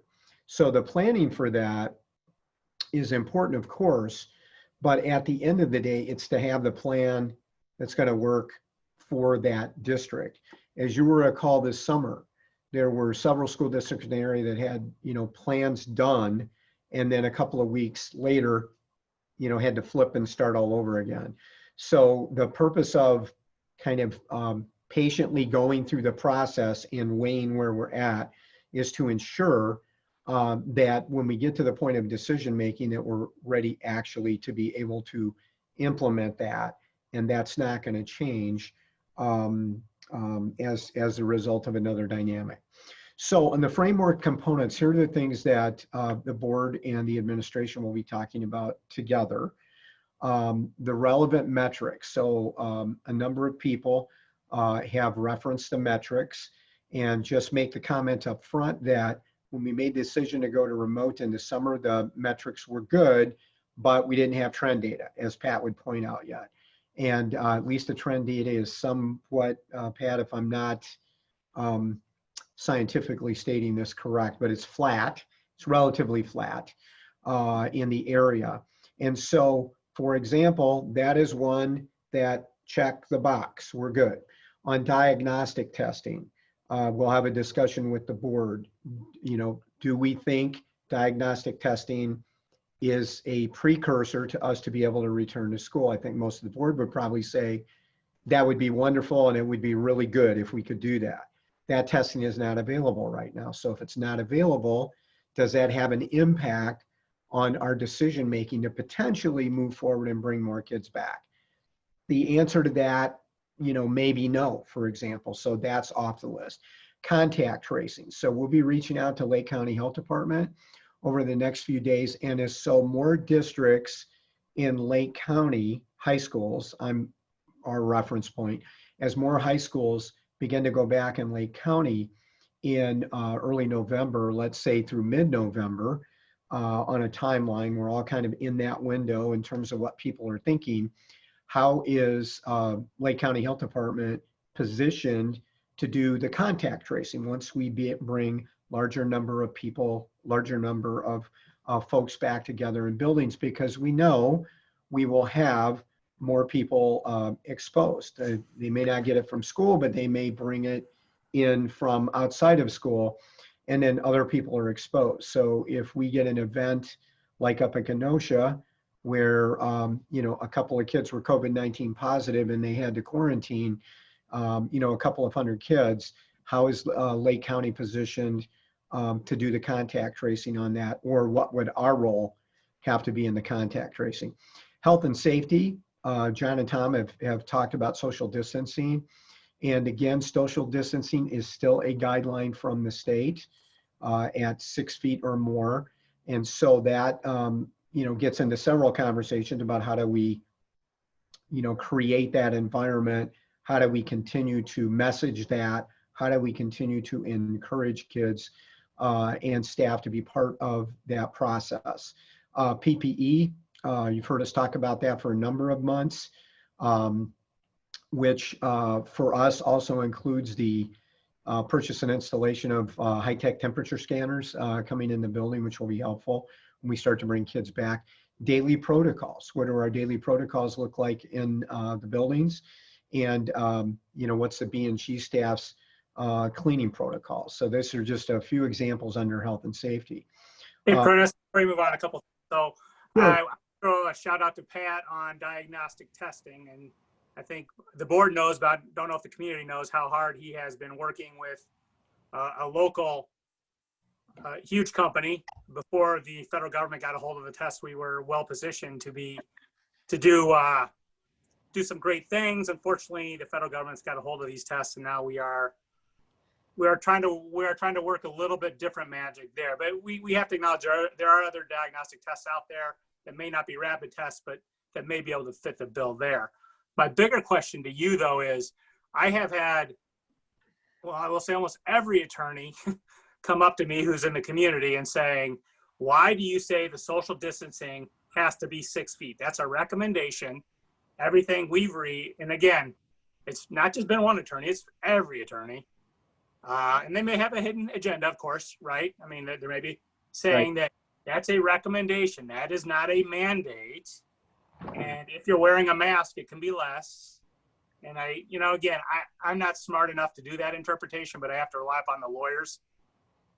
Can you kind of address that for at least the board on that? Again, we know best practice is 6 feet, right?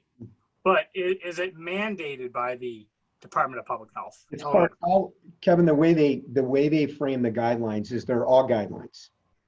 It doesn't say you must do this, you will do this. If it's positioned as a guideline, then we have a requirement to follow that. Now, as you recall in the summer, when we first had our 50 people on a bus, 50 people in a classroom, we can open school, and we all got real excited, including Tom and John, by the way, when we initially had that conversation. The guidelines were 3 to 6 feet and, when possible. So as that narrative continued throughout the summer, then the narrative changed to, the guideline is 6 feet. That's what you really need. That's what you really need to keep. And the local health departments, for example, Lake County, has told us, no, it's really 6 feet. It's not 3 to 6 feet, and when you can do it. So that modified over a period of time. And our connection, I think, as most of the board knows, because we've got liability on the list, again, just so, we have an awareness. But none of the school districts in Illinois have liability insurance because pandemic is not covered. It doesn't matter who your carrier is. We actually went out, Kevin, as you will recall, we tried to go out in the private marketplace and buy it, see what it is. You can't buy it. Nobody will sell it to you at any price. And so under liability in this state, because we are a government agency, there is a higher standard, a higher burden of proof for liability. And it has to be kind of wanton neglect, if you will. I'm not using the correct legal term. And as our counsel has explained to us, that what that means is that we have to follow the guidelines that are provided by the agencies that govern us. If we fail to do that, then that higher burden of proof, it no longer exists in terms of doing that. So it's a knowledge point, and we are bringing kids back to school right now because the board, of course, we talked about this summer, and the board was aware of that. But it's also wrapped up into that conversation.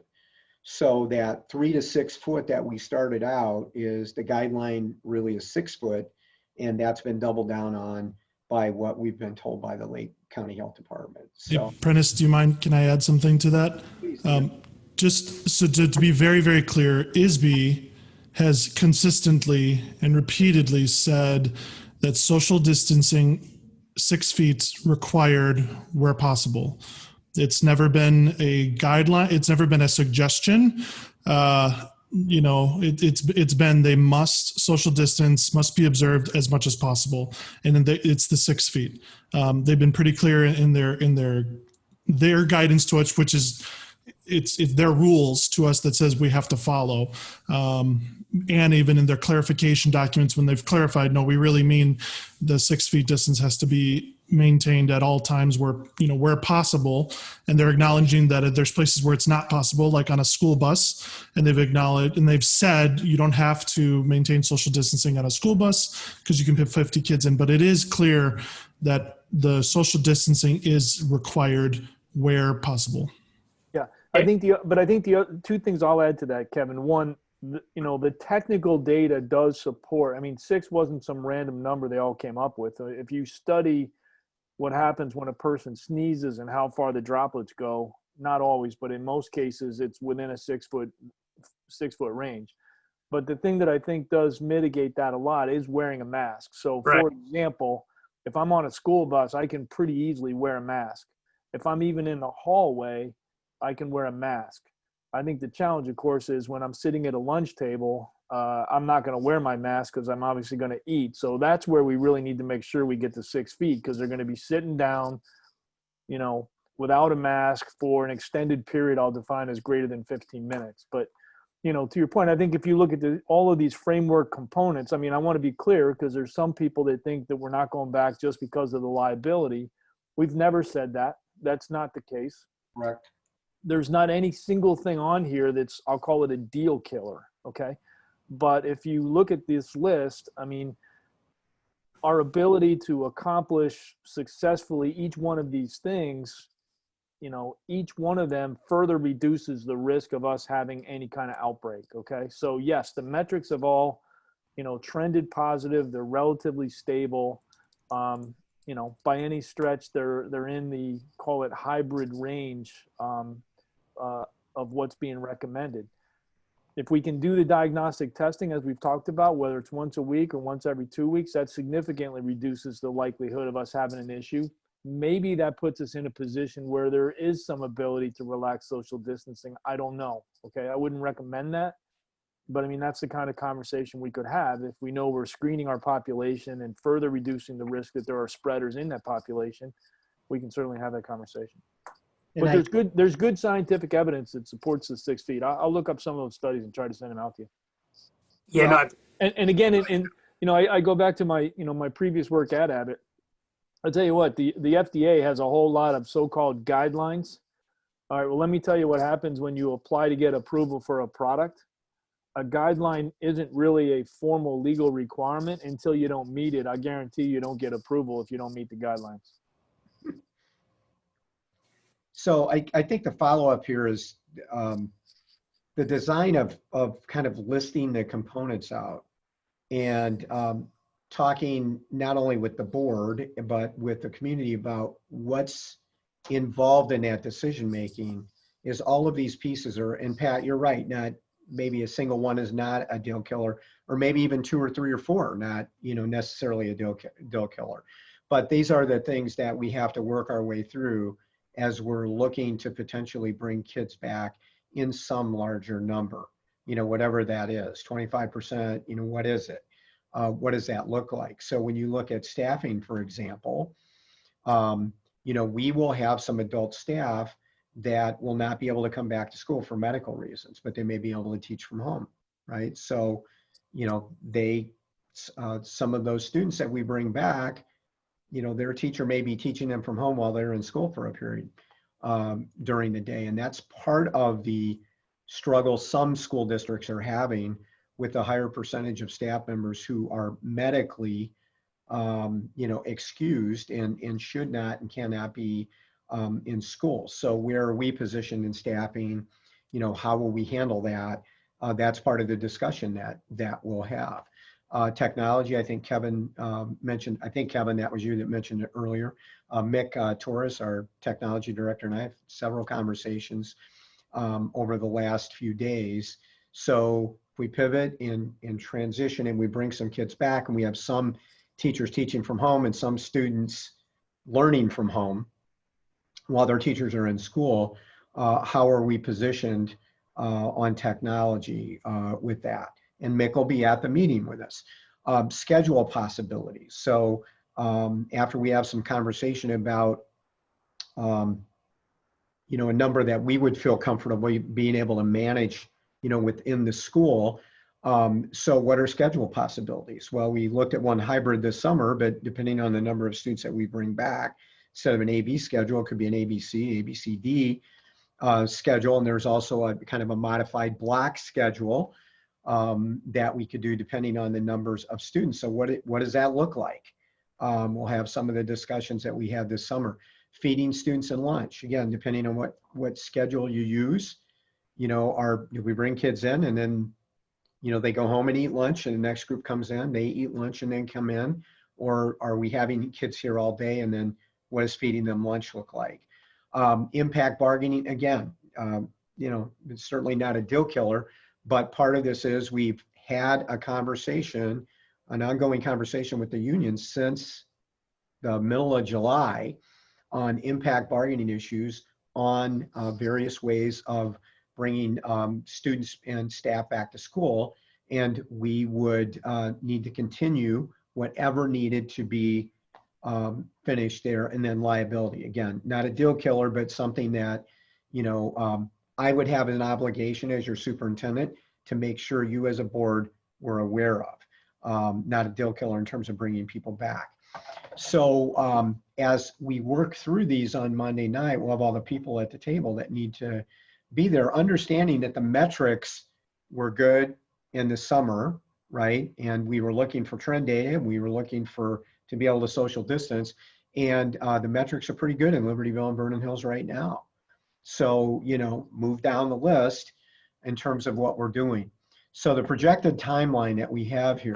Before you move on, so question on this. So one of I think the big concerns that I have is that a lot of these framework components haven't really changed or deviated from July, meaning, and we know a little bit more about diagnostic testing. That's great. Same, a little bit more with contact tracing. But the social distancing requirement, the PPE, the daily protocols, the cleaning, the staffing was always going to be an issue for our older staff, obviously. The technology, the schedule possibilities, feeding, all those things really haven't changed since July. And now we're at, end of September. So why haven't we kind of moved on those? And again, I kind of know why, because I know what you've been doing, because I've spent a lot of time with you doing it. But I think that's that's where some of this angst in the community, I believe, is coming from. That, okay, you have all this framework, guys, but we don't see anything. But so can you kind of address that for us, please? Well, sure. We've been working since, as Kevin, as you're aware, we've been working since July on all of these pieces. And so we're at a point now, I think Pat has talked about in August and September, the focus was on remote learning. Okay, we told you it was going to be vibrant, it was going to be robust, it was going to be challenging. And what you've heard tonight from the kids that are in the classes it is all that. Are there things we can continue to adapt and change and adjust in the surveying that we've done with students? And by the way, we're going to be surveying parents and staff members as well. Knowing that we may, whatever decision is made here, that we may have to pivot back to remote sometime in the future, we'll certainly do that. But I think we're at the point, we are, and you are, as a board representative of the community, we're at the point to now make a decision of where we go. And there's a difference between, do we bring 50% of the kids back or 25%? And every one of those things is going to be a result of that decision. What we do is incredibly different. If you say, no, we're going to tell you you're bringing 50% of the kids back, right? That is a much different conversation on health and safety than having 25% of the kids in the building. I mean, it's totally different. It's totally different staffing wise, maybe different technology wise. And feeding 25% of the students is a lot different than feeding 1,000 kids, half of that. So we've evolved to the point after getting school open, working with you working with us, vice versa, that we're at the point to decide what's the next step. We've successfully brought, as you've heard tonight, larger number of students back into the building, and we've learned some things from that. So Monday night, if I can just kind of quick go on a timeline, Monday night, the work meeting would be doing what we do best, and that is having that deeper conversation about those things, talking about, well, if we were going to bring kids back, how many kids would we bring back into the building at any one time? And then, and Kevin, you're right. Some of these components are an easy click off the list, but it's important that we all understand that they're all on the list, right? So we move it off. This is done. It's taken care of, or it's not relevant now. So Monday night will be, kind of a classic District 128 Board Administration working meeting, where we work through this together. We perhaps could be at a place by the end of the meeting that, we have some sense of where we're headed. Just knowing that you may raise some questions and we may raise some questions that need some additional answers that nobody's thought of yet. Then, we put the next Monday on there. If I can roll up. Brian, can you roll that up for me a little bit? I forgot, it's not my screen. And then Monday, October 12th at the PNP meeting to have an opportunity to do any, final review of questions. Let me give you a good example of adjustment. So the first time we talked with the board this summer, of the 9-ish hours of meetings over 2 weeks that we had leading up to a decision, the board gave us some feedback that, was beneficial and we thought was very helpful on the schedules and, Wednesday day and what that might look like. And so as you recall, the next week when we came back to the regular board member meeting, we incorporated that feedback, right? And I think we all felt better about that at that time. How we handled Wednesday, for example, was a good example of that. And that feedback allowed us to come back the next week and say, okay, we've incorporated that feedback. How do you like this? Does that reflect what we talked about, right? Moving forward. So Monday, October 12th gives us a backup. But I do want to say this, not precluding a final decision that the board would actually have to make, a decision, and that decision range could be, we're going to come back, end of October, early November, kind of on a timeline like everybody else is to get ready to do that. But the other extreme of the decision would be, well, we've looked at this and we think we need to continue in a remote for a while longer. So I don't want to preclude that decision because I don't know how all 7 of you feel about that individually. And, that at least has to be, a possibility, moving forward.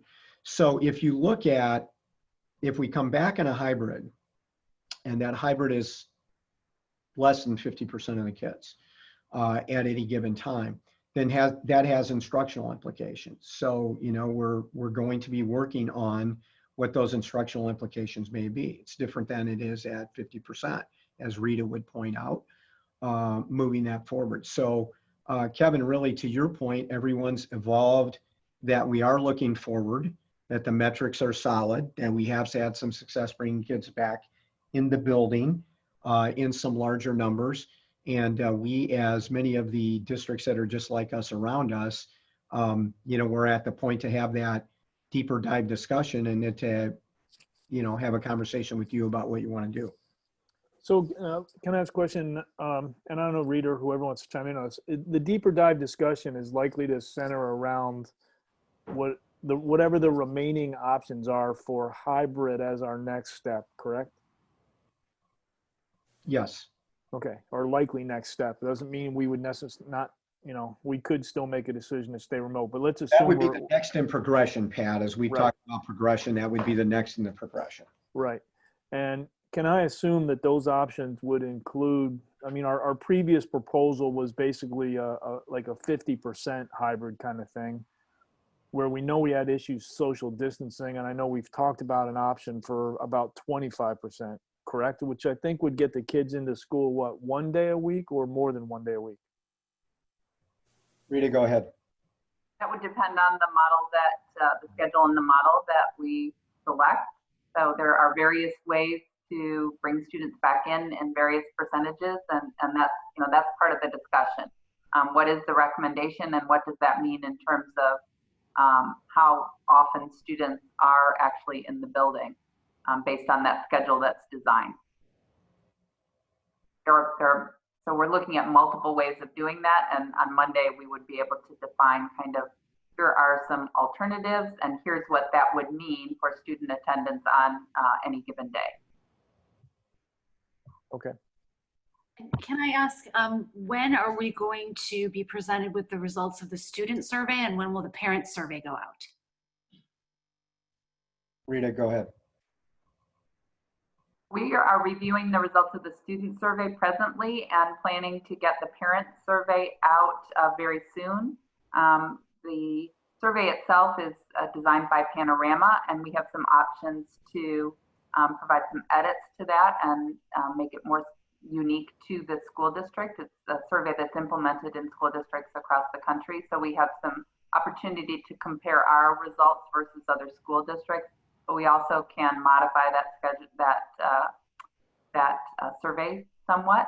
So the goal is to have that survey out ideally this week or early next week to our staff and to our community with some unique modifications to address our e-school design that respondents can weigh in on and provide some open-ended responses to as well. And that particular survey is not a preference survey, but it's really designed around e-school. So Lisa, I don't know what your thought was there. If you were thinking more of a survey, you know, if you had your choice, would you send your child back to school or not? I don't know what your thinking was on the survey, or was it just around the e-school survey? It's both. Yeah, I agree with that. It's both. And I think we need to know when, with all the framework and timeline discussions that we're going to have, when we're going to have the results, both of the e-school for both parents and community and students, but also the resurvey on preference. I think both of those, I'd like to know when we could expect to incorporate those metrics into this framework, because it's certainly not the guiding factor in these decisions, but it is one factor that we have to consider along with all the other parts of the framework and timeline that we've laid out. Well, sure. That was going to be part of the conversation Monday, but I mean, we could anytime redo the survey that we did this summer. I mean, that's pretty simple. And in order to implement any change in how we would return students to school, we would have to know specific numbers of which students would return to school and which students would remain in an e-school environment. If that option is offered, and that's something that would be discussed. But if we were to offer that option of some return and some remain in e-school, then definitive numbers would need to be known in order to plan for that scenario. Yeah, and I think regardless of the I think we need that to inform what model we're going to choose. I mean, let me just make it up. If half of our kids decided to stay virtual and half of our kids wanted back, well, then we might be able to take half of the kids that want to come back and build the model around that. On the other hand, if all of our kids want to come back, we know we can't do half the kids in the building kind of thing. So it seems to be me at this point, we need to resurvey that fairly quickly and get a number. I'll chime in here. I think it's a bit of a chicken and the egg kind of deal, though, because for a parent to make a viable decision on sending their child back into the building, they would want to know what that looks like. And if we can't describe in some way what that looks like, if it's half the kids or a fourth of the kids, or it's 1 day a week or 2 days a week or whatever that might be, without being able to describe that, I don't think we're going to get as accurate of a count. So there's got to be some happy medium. Like I say, it's sort of the chicken or the egg kind of thing. Right. Well, let me ask it this way. So right now we're in a full virtual mode. Everybody's getting the same kind of instruction virtually. Teachers are either teaching from the building or from home to kids that are home. Okay. When we move to a hybrid model, first of all, I'm assuming some kids will stay home and some teachers will stay home. But when we move to the hybrid model, what are the instructional changes that we would likely see? How would instruction to the students some of which are in the building and some of which will still stay home. How will that change versus what we're doing today? Well, we can describe that again, Pat, because that's part of what we went over with you this summer. Yeah. If we Well, so we can review that with you. Yeah, but we had a lot of discussion this summer that basically the hybrid models we discussed this summer, at least as I recall those discussions, we basically had a bifurcated staff. We had a staff that was doing virtual and we had a staff that was teaching in the building, right? Yes, no, is that not how it was? That's how I recall it. Go ahead, Rita. In the hybrid schedule that was discussed this summer, all staff members would be teaching, both students who were present in school as well as students who were learning from home. So it rotated students coming in person and at home, roughly splitting the population in half. So Well, but those at-home days were asynchronous days where the students learned on their own.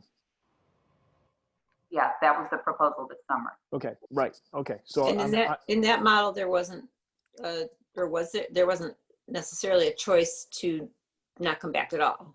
no, there Or would did, there that wa- would be a whole different kind of education. Though. no, there was. Yeah, go ahead.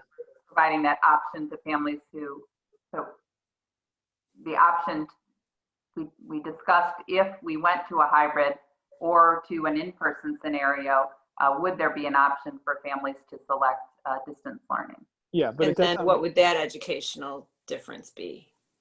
Right? I mean, if we did hybrid, and maybe we want to talk more about this Monday, but if we did hybrid, but some of the students didn't come at all, would they then in fact be educated in a different way by a different person?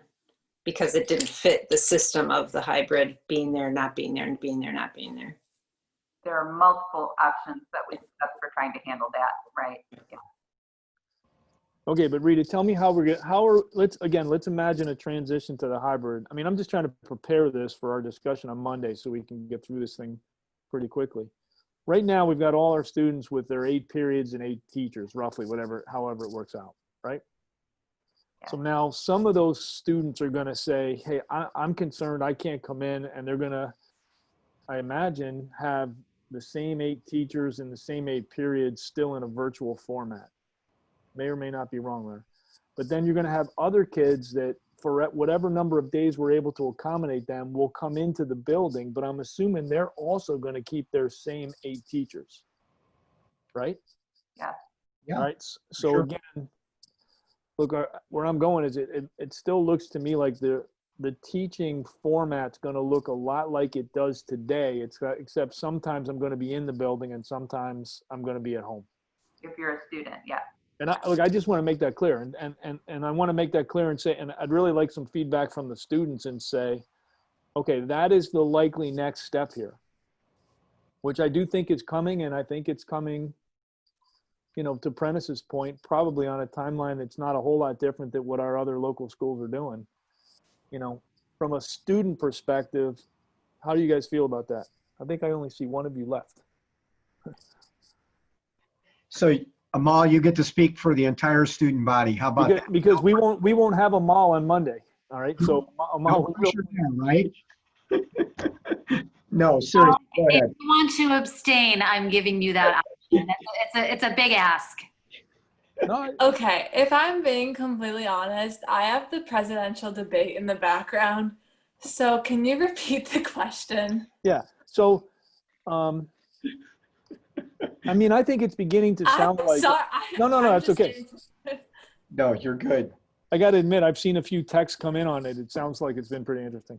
No, But in any event, it sounds to me like as we do move into hybrid, which would be our next step, which I do think we're moving towards, the actual teaching format may not change a whole lot from what it is today, except that sometimes you will be in the building and sometimes you will be at home.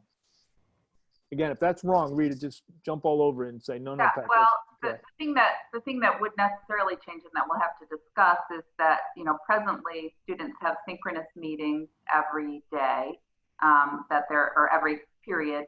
And if you've got some students at home and some students in class, the method by which we delivered synchronous lessons to students who were at home, the only way to do that would be live streaming every class. Right? Exactly. So it would be quite different. They'd just be, instead of engaging with the teacher directly, they'd be watching a live stream. Okay. I still think that like whatever group you bring into the building for any form of learning, it's kind of like in context, like whatever group is in the building, they'll feel more like they'll appreciate it more than actually doing learning from home because it's whatever setting that you're doing it in. So even if like the teacher is synchronous, I feel like still that improves the climate. Is that what you're like asking? Yes, that's what I was looking for. That helps. Because if it's like, for me personally, if it was in the building, that would definitely improve like the social aspect because you still get to see your friends and talk to in person. And that adds that to it. So even though if that part is online, that's still like a compromise that a lot of students are willing to make because that still improves the total climate of the school. Okay. All right. Thank you. That helps. Okay. That was good. Great comment. That was good. Okay. All right. Pat, to be continued on Monday. Yeah. Hey, Pat, I have actually a question, another question for Prentice. And that is, help me understand the dynamics of politics and meaning. We all know, we said in July, there's no right or wrong. I mean, this is a hard answer, right? This is a really hard question. That's why we all struggle with it. But if the governor in our state, he closed schools down last March. He just shut them down. He did not want to risk COVID in the community. Okay. He has taken a pretty hard stance on sports. We all know that. We see that in the papers all the time. I think he's probably considered one of the safer governors in the country, and Illinois is probably one of the safest states right now because of the actions he's taken. Whether you like him or not, yeah, I agree. Our state is very safe. How do we reconcile that with he's not shutting schools right now? He is letting them open, and schools are schools are cautious about doing that. Well, he has those advisors. He has his metrics. He knows what he's doing. I think from a safety point of view, and he's not keeping us from opening. So why aren't we trying to move? I know why we did what we did in July. That's safety for sure, and to make sure we can do e-learning. And I think we've done a great job of that. So I think we checked that box off for sure. But now at the end of the day, I think we need to move quicker. I keep seeing a week we're going to do this, a week we're going to do that. We won't have the PPE bought. We won't have this decided. So in all honesty, I think we got to set a date like, okay, and I think I'm ready. I do want to make a motion that we do return the kids to the respective schools for learning in a manner deemed safe by the administration, approved by the board no later than October 19th. I think we have to put a date out there. All right. So Kevin, let me comment before Prentice goes here. All right. Number one, I'm going to go back to.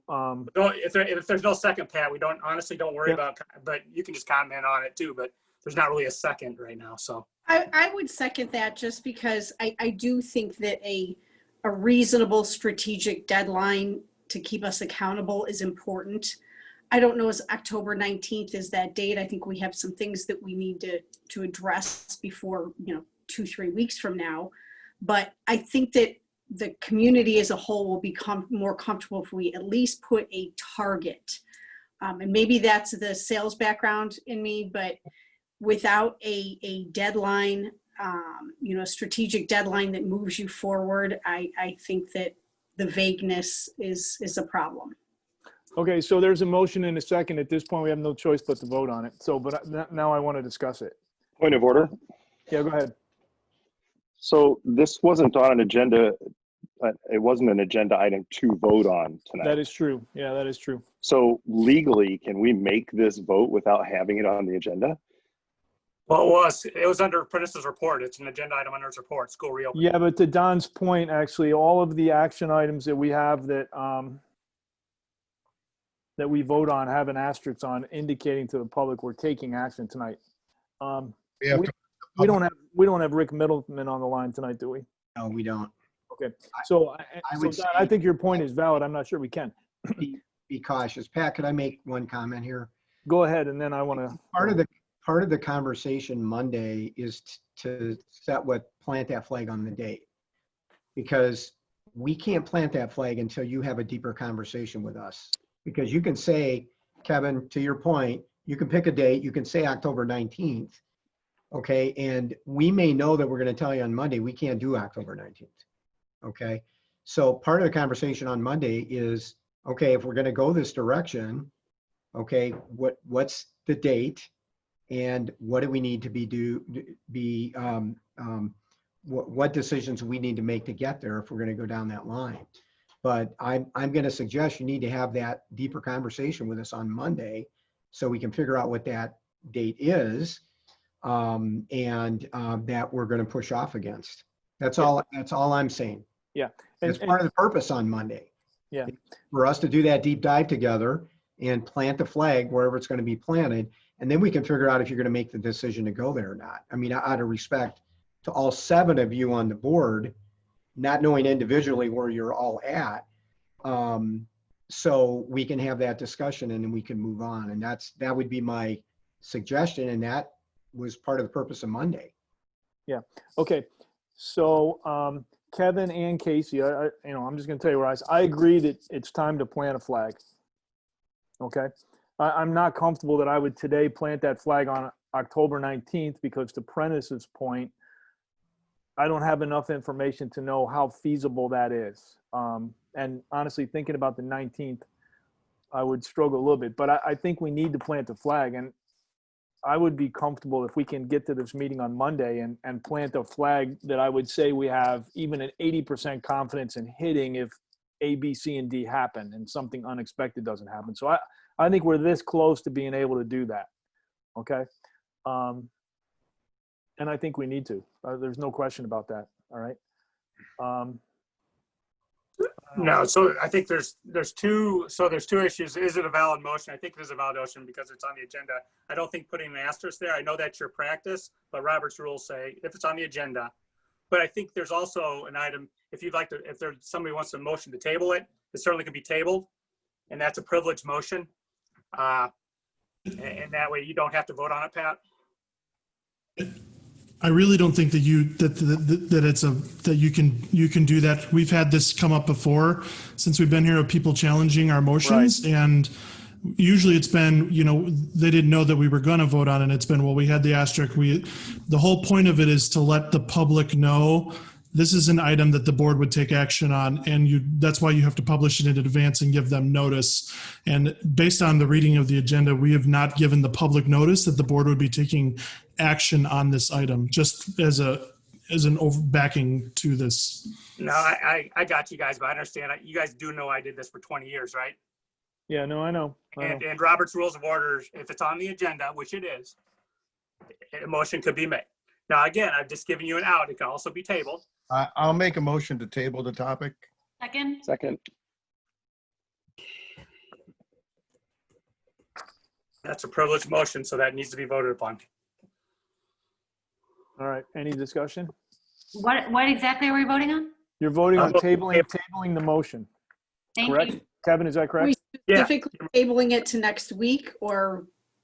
Until it gets brought, that's what's interesting. Until it gets brought up off the table by the maker. So again, okay. I can bring it back up at a future meeting. There is no definite time. And if it comes up, if we bring it back up on Monday when we've had a chance to actually get the rich, full information and discussion, are we voting? Is that's a meeting we can vote on right? Yeah. We committee meeting. No? So we'd have to, we just have to transition to a, probably a special meeting. But in the interim, to Kevin's point, we were challenged on somebody from the community about 4 years ago on 2 of the hirings of people that are sitting in front of us today, okay, by a community member on just this point, Kevin. And, we had, and we even had it asterisk, but it wasn't describe to that individual's satisfaction legal standard or what they thought was the legal standard. Okay. So we have kind of been down this path, and I don't know if there's a difference between, working, and certainly you're working with government agencies and groups too, but I'll get a legal opinion on this just so we know, just so we all know, because we're all trying to do the right thing. Okay. Including Kevin and Casey, right? Everybody's trying to do the right thing here. And Hey, we want Paul, to do it the right way. Pat, can you call the motion? Yeah. So, Call the roll on the motion, please. which is the motion to table Motion to Kevin's motion. Me, ready? So a vote of aye here is to table the motion, just to be clear. Yes. Okay. Hessel. Aye. Huber. No. Munstead. Aye. Rooney. Aye. Batson. Aye. Carmichael. Aye. Rudy. Aye. All right, motion carries. All right. Great. So, Prentice, let's get clarity too, because look, my understanding of all of this to begin with in the very beginning was it wasn't really an issue we had to vote on. If you look back to Stevenson, their board never approved going remote. All right. We chose to do that. I believe that was the right call. All right. So now, Prentice, we're just going to need to get clarity when we make a final decision, call it in the spirit of the motion that Kevin articulated tonight. We should just get clear on when and where we need to approve that, if that's in fact the case. Okay. Oh, sure. And, perhaps you don't even have to vote on it. That's what I'm thinking. Look, here's the deal. At the end of the day, whether we do or we don't vote on it, it's not going to stop us from saying we're going to put a stake in the ground. We're going to drive towards this date. Here's the 5 things we got to make happen in order to do that and get on it. Okay. We can figure out whether or not we got to approve it or what we got to do. But that's a formality that we don't want to get in the way of what we need to do. Okay. So I believe Monday's conversation needs to be very targeted. We need to define very specifically what the hybrid format is we are planning to move to whenever that date is. And we need to start thinking about what that date needs to be. Okay. I'm certainly of the opinion that at this point, there are not metrics that are limiting us from moving forward. So if there are other things, we need to get those out in the open and get them resolved. I would like to find out what the results of surveys are. So I'd like that survey to move forward for both the parents in the community and the students. Yeah, again, at least at a high level, though, I'd like to understand what kinds of things are we asking of the parents? And then I'll ask the same question of the students. Well, Pat, here's the thing, okay? So a couple of people have made this point. This is really important. If we're going to ask the parents if they want to send their kids to school or not, we have to describe what that looks like. Yeah, no, agreed. I understand that. Is it 50%? Is it 25%? Is it 30%? And here's what it would look like. Yeah. That's going to require that discussion on Monday. Now, coming out of that discussion on Monday, if we look at a couple of schedules and say, this is what it might look like, all right? And we've got a direction and we go, okay, it's 32% of the kids, or it's 25, or it's 50, right? Then we can describe that to parents and we can turn that survey around like that. Yeah, I agree with that. We can do that the next day. Yeah. But we have to give some description, because remember some of the criticism this summer when we early surveyed our parents is that, we had to have an opportunity for people to see what remote learning looked like, right? We had to be able to describe it and what that was going to look like if that was an option for kids. So, that's part of the process here, but turning the survey around, that's not, a complicated process once we dig through Monday night and we all talk and we talk about if we're coming back, what's that look like, right? Again, what's the number? And then we can describe that to people, I think. But I mean, I think, Prentice, and let's say we don't know the when number is. I think we need to frame this and say, look, when we're coming back, it's going to look like this. Okay, it's not really an if. It's inevitable that we will come back. I don't know the date yet, but I think it's inevitable. Whether that's this year, next year, 10 years, I don't know. And I don't mean- agree, Pat. I think the vagueness is Yeah. causing. Yeah, Prentice's point's very valid. I agree with him. I don't want to ask people to say, are you going to send your kid into school or not send in your school? And we can't really tell them what in school looks like at all. All right. So that we need to get resolved Monday. We need to walk out of Monday and say, okay, our plan is when we do a hybrid, and I think rather than talk about percentage, we can say, look, we think we can accommodate X number of kids in Libertyville and X number of kids in Vernon Hills.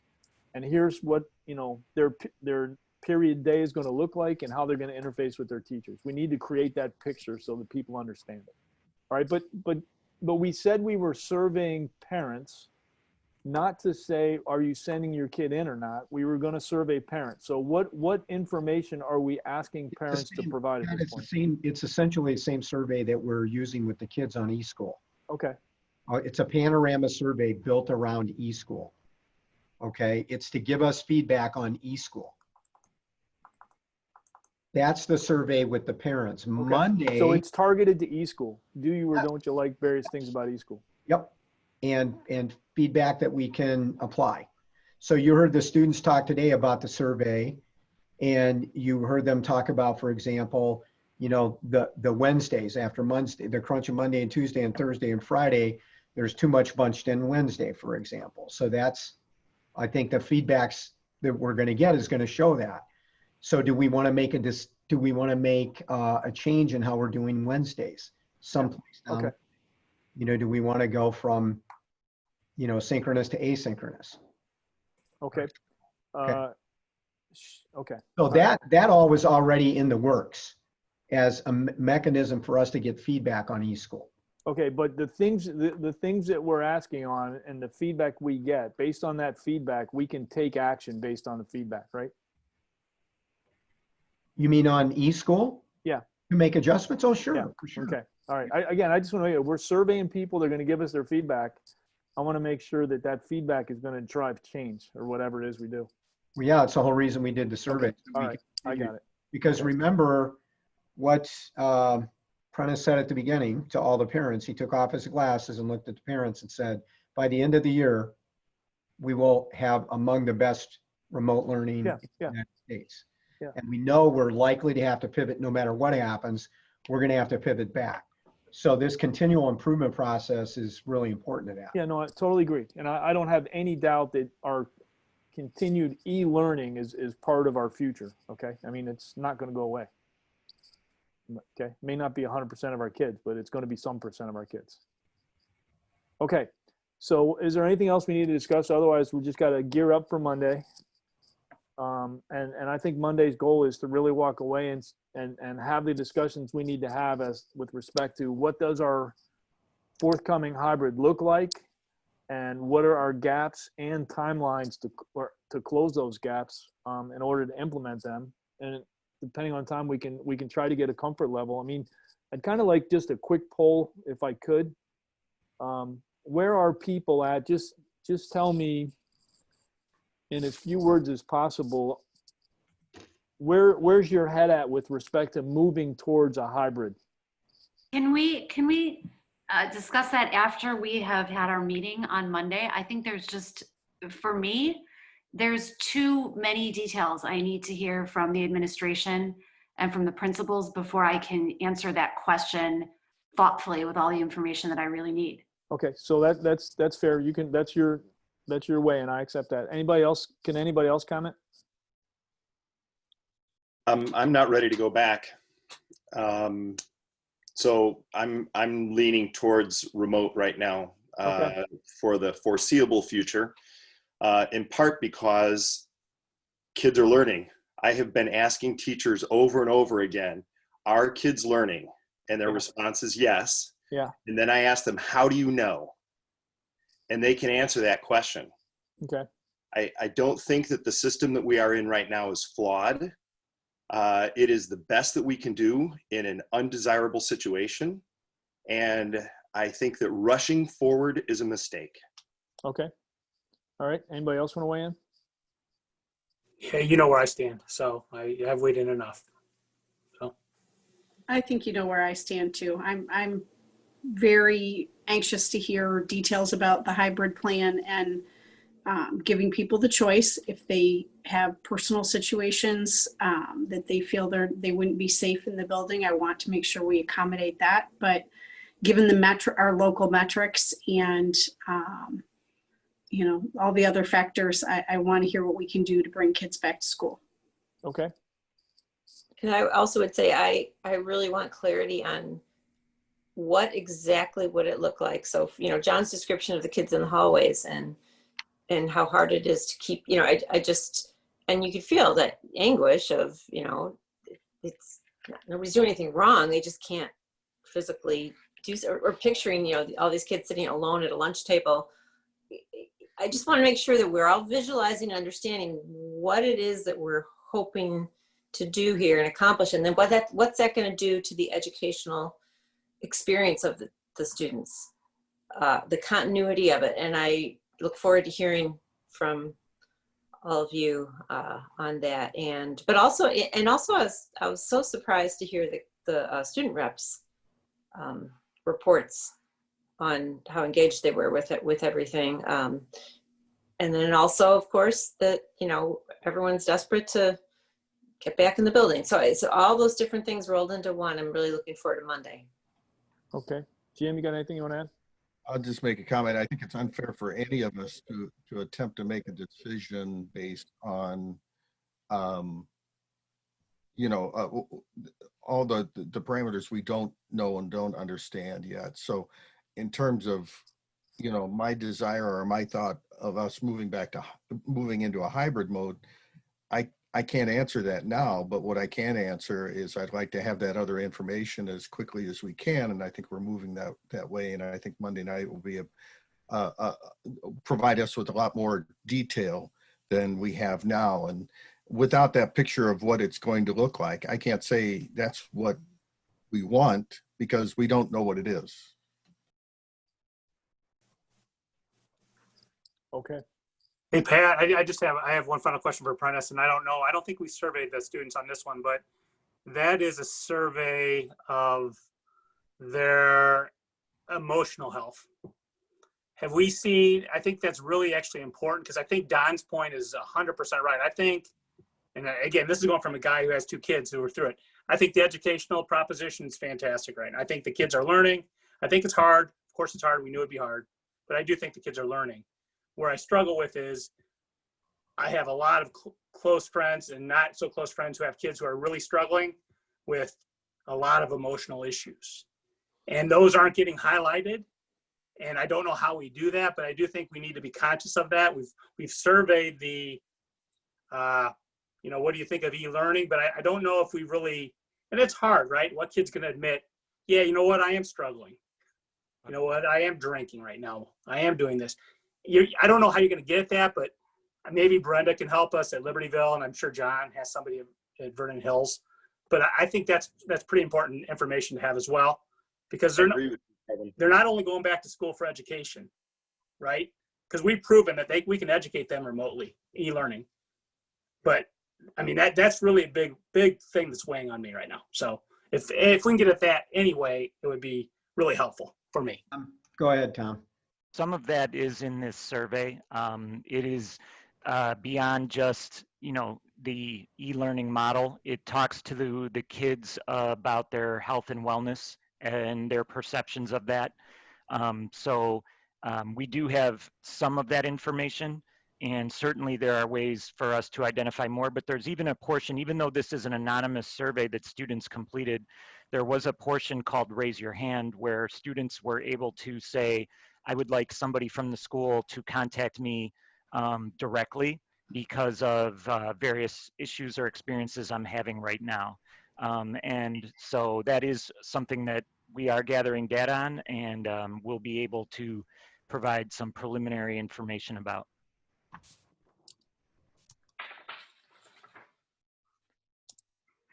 But it's, as we always talk about the SEL, social emotional, that's at the heart of everything we do.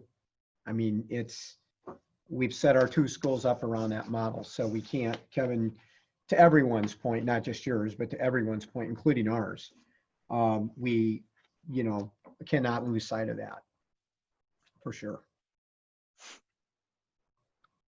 Okay, Pat, I think that was another vibrant discussion. And we can probably move on to the consent agenda. I think that concludes the superintendent's report if you guys are, if we're okay at this point. Okay, all right. Before we go to the consent agenda though, I want to backtrack to one thing here. 1 second here. Oh, that's right, Pat. Yeah, so during the meeting, one resident submitted an email inquiring as to why his email wasn't read at the meeting. So I'm going to read it because I don't want anybody to think that we're not reading emails. There's no intent whatsoever to not read emails that were sent in that thought they should be sent in. So I'll read it, okay? It comes from Denny Norwood, who submitted it on September 25th. It says, hello, I'm writing to inquire about the progress the board has made to establish a plan that would allow students a choice to return to the classroom. In the time since you made a decision to go 100% remote learning, there have been almost no updates on a plan to return to the classroom. The 9/14/20 board meeting was very discouraging. Based on the discussions between board members, it was apparent very little progress has been made. It didn't seem like there was any desire to seriously explore a pathway back to the classroom. The discussion between board members about the return to school metrics was particularly telling. A simple Google search can provide you with the recommendations from CDC, IDPH, ISBE, LCHD. While I may not agree with all their recommendations, they're readily available and should not have been a mystery to the board. Many schools have their plans published on the school websites. Glenbrook North, New Trier are two examples. D128 appears to have nothing. This is not okay. You have a responsibility to our students and the taxpayers to do everything possible to offer our students that want in-person learning a choice. Enough time has passed, patience has been exhausted, and our school and students will be left behind if action isn't taken. If I'm wrong and you do have a game plan, please inform the public, as transparency is one of the building blocks of trust. I've written multiple emails asking if a committee's been formed to establish a roadmap back to the classroom. I'm still waiting for an answer. Sincerely, Danny Norwood. Okay, so that completes that. All right, consent vote agenda is listed. I'd ask for approval of the consent vote agenda, which was reviewed 2 weeks ago in our committee meeting. Move to approve the consent vote agenda. Second. Any discussion? If not, roll call, please. Huber, Aye. Lundstedt, Aye. Rooney, Aye. Batson, Aye. Carmichael, Aye. Grudy, Aye. Hessel. Aye. Okay, motion carries. Program and Personnel Committee Chairperson Batson. Thank you, Dr. Grudy. We have two items on the agenda here. We have the board policy updates. This is the first reading. We went over these in committee earlier in the month, but I'll just read them briefly. 2:26 uniform grievance procedures, 2:265 Title 9 sexual harassment grievance procedure, policy 5:10 equal employment opportunity and minority recruitment, policy 5:20 workplace harassment prohibited, policy 5:100 staff development program, policy 5:220 substitute teachers, policy 7:10 equal education opportunities, policy 7:20 harassment of students prohibited, and policy 7:180 prevention and response to bullying, intimidation, and harassment. And finally, policy 7:185 teen dating violence prohibited. So these are read into the record for our first reading. They will return next month for final reading and adoption. So no action needs to be taken. Moving on, we have some additional employment of employees as listed. So if we can have a motion and a second, we can vote on that. So moved. Second. Okay, any discussions or comments on those? Hearing none, can we have a roll call, please, Carol? Lundstedt, Aye. Rooney, Aye. Batson, Aye. Carmichael, Aye. Grudy, Aye. Hessel, Aye. Huber. Aye. Passes, and that concludes the Program and Personnel Committee. Okay, Facilities and Finance Committee Chairperson Huber. All right, thanks, President Grudy. I'm going to turn it over to Dan. I think we only have 2 items on the agenda. One we discussed in detail at the committee meeting. That's the fiscal year 20 employee compensation report. Dan, you want to just talk a minute about what that is and where it goes and stuff like that? Yep. The Illinois School Code requires that the attached compensation report is presented at a board meeting. The board doesn't have to vote to approve it because it was from last year's information, but it has to be presented at a board meeting and then posted on our website and everything by October 1st. So we typically do this every September. So that's the information. And so one of the things that may be a helpful clarification is that this includes most, but not all of the compensation for most, but not all of our employees. ISB has kind of tricky definitions of who they want included and what they want included with each position. So that's the information that's there. So if there's a 0 there, that may be because, for example, like department supervisors, for some reason, they don't want any bonus reported, even though that would have been part because of the performance bonus is paid to everyone. Additionally, a report that was not part of the committee meeting report that's after that one, it's still in the same attachment though, is Open Meetings Act report that we have to publish and put on our website. That's for fiscal year 21 for total compensation over 75,000. So that's included for your reference as well. That's not required to be presented to you or for board approval, but just we usually like to throw it in there so that you're aware of what's going to be posted on our website. Thank you. Again, we had extensive discussions about this. And so any other questions from any board members? Okay, and that gets published. Does that get published? Does this one get published on our website, Dan, too? Yes. Okay. All right, let's move on and talk about ventilation, please. All right, I'm going to turn this one over to Mark, who's been kind of working on this behind the scenes for a bit. And we were working with our attorney to make sure, everything made sense. One clarification though is these proposals that are attached to this, the terms and conditions. So like if you look at like the legal terms, those are not the exact right ones that we would propose for approval. Just to be clear, we have our own modified terms that I did not get into this attachment for you. So I'll turn it over to Mark. Okay, thank you, Dan. As we've been working with our consultants, looking at our buildings and our equipment, we discussed what is the best way for us to move forward with trying to meet new ASHRAE guidelines, air changeovers, at night, and evaluating our equipment for filtering.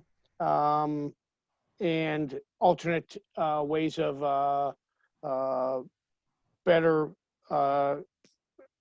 achieving better air quality. So as we discussed it over time, moving forward with instead of using our consultants and then bringing our programming firm in to make adjustments and everything after we do it, this simplifies our approach and it gives us results right away. So we'd be doing the same thing with our consultants, except by using these 2 proposals, one's for Vernon Hills and one is for Libertyville. We can immediately implement custom programming as we do our analysis on our equipment to, for instance, to reverse economize with our outdoor air minimums, make them higher than normal. We'll be customizing our programs for nighttime air purges, which is recommended by ASHRAE and CDC, and also to customize daytime purges according to our schedule. So we would be basically what we're trying to do is change over the air in the building. It takes about 45 minutes. Depending on the equipment. That's basically the nuts and bolts of the proposal here. So we're looking for a motion, and what we'd like to do is we need two motions. One would be to approve the study, indoor air quality study for Vernon Hills High School in the amount of $14,750. Vernon Hills, the description of Vernon Hills equipment is large air handlers that handle the building. So there's a lot less equipment, even though we do have 30-some exhaust fans on the roof, on the roofs, plus all the new other equipment that has been installed in the building is for the construction. And then the second motion would be for Libertyville High School air quality assessment and building reprogramming, and that is the amount of $58,979. Libertyville is a lot more complex, has a lot more individual equipment. Each classroom, has a unit ventilator. Then we also have the large spaces with air handlers. So it's a lot more, like I said, a lot more complicated study at Libertyville High School. And if I can just say a few words on the dollars. So essentially where this gets paid out of is district capital, Mark's capital budget. So Mark and I looked at his list and kind of what we have, with all the prices and everything. And so he's identified a few projects that are on hold or delayed to kind of he's bumping this as a priority up. So this wasn't on our capital list, that we would have looked at back in February or anything. This has kind of been identified, in the last few months here. And so we would be using basically the capital dollars the dollars from that capital budget, redirecting some of that towards this to pay for these proposals. So just that's on the dollar side.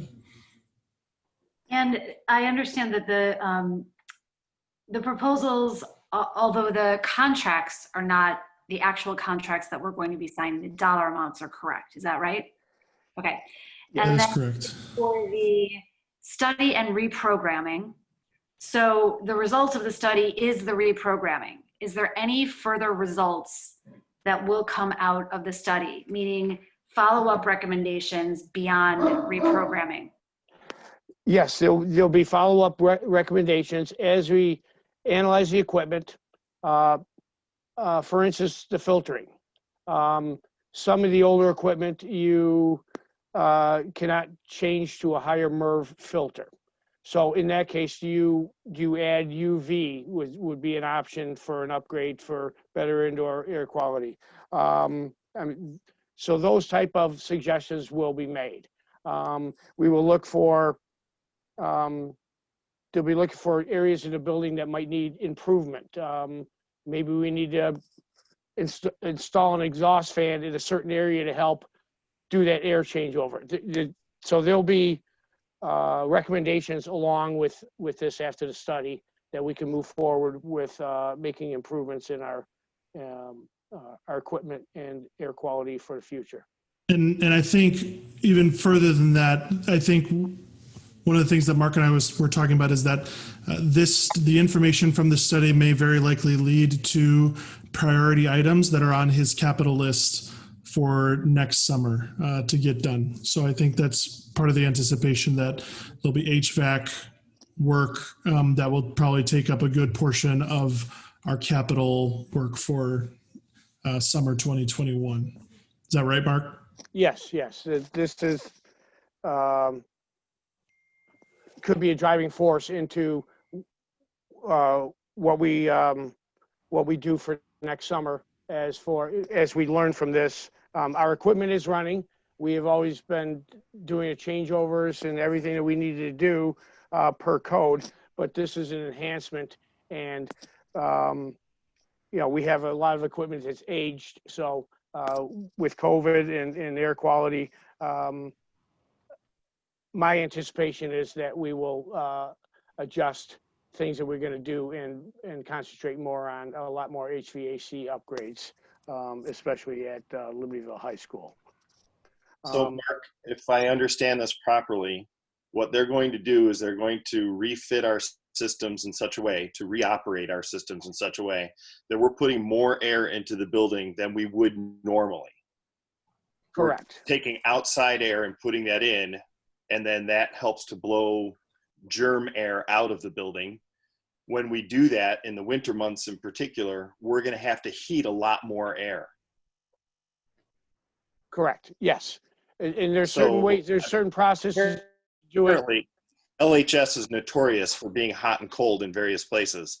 So is that going to have an impact on the comfort of the rooms?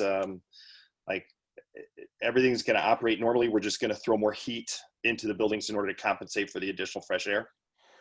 So we will schedule a time frame in order to do these air purges, especially winter months are critical.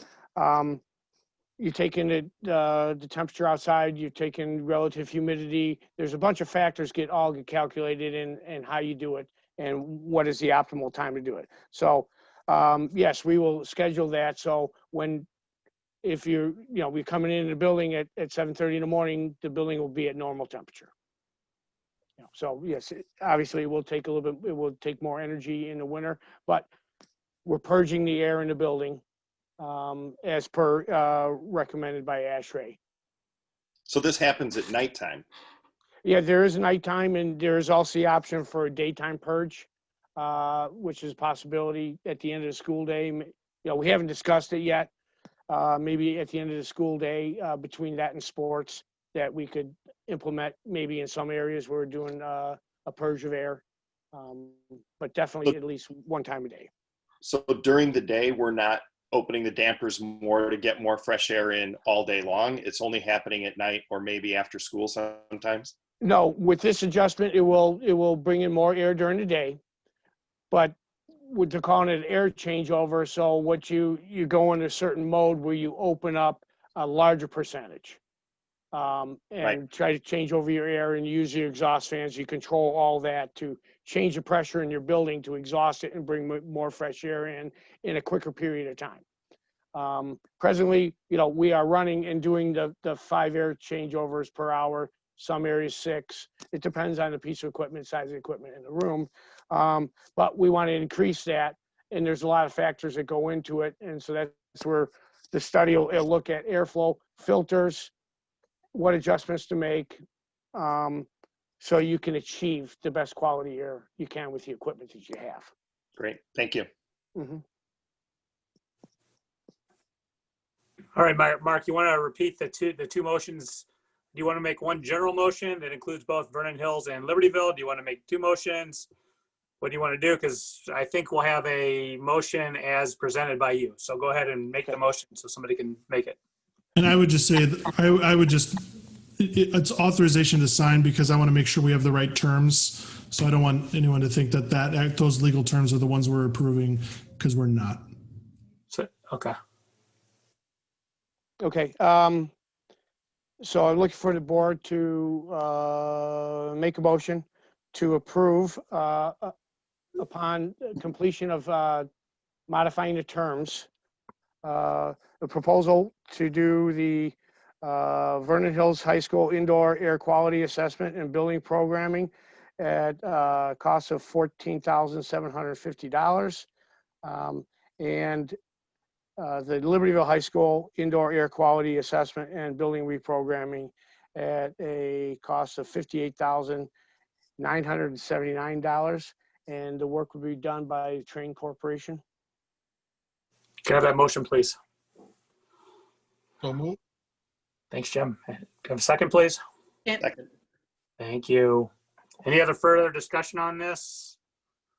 Hey, Mark, I just had one question, and I got kind of lost in all the details there. Okay. Is there anything extra we're going to need to? Are you going to present anything extra to us on Monday that we need to do ventilation-wise to get this potentially get kids back in school? On Monday, well, this is part of bringing it up to think. There are a couple areas at Libertyville High School. For instance, the dark room. Yeah, you don't need to go into. I just things like that. This is part of the plan. This is part of the plan to get. This is part of the plan to bring the kids back into school and verifying our equipment, making sure everything's safe. Appreciate it. All right. Any other questions or marking? Dan? All right. Carol? Rooney, Aye. Batson, Aye. Carmichael, Aye. Grudy, Aye. Hessel. Oh, Lisa, you're muted. My apologies. My dog was barking. He said aye. Okay, Huber, Aye. Lundstedt, Aye.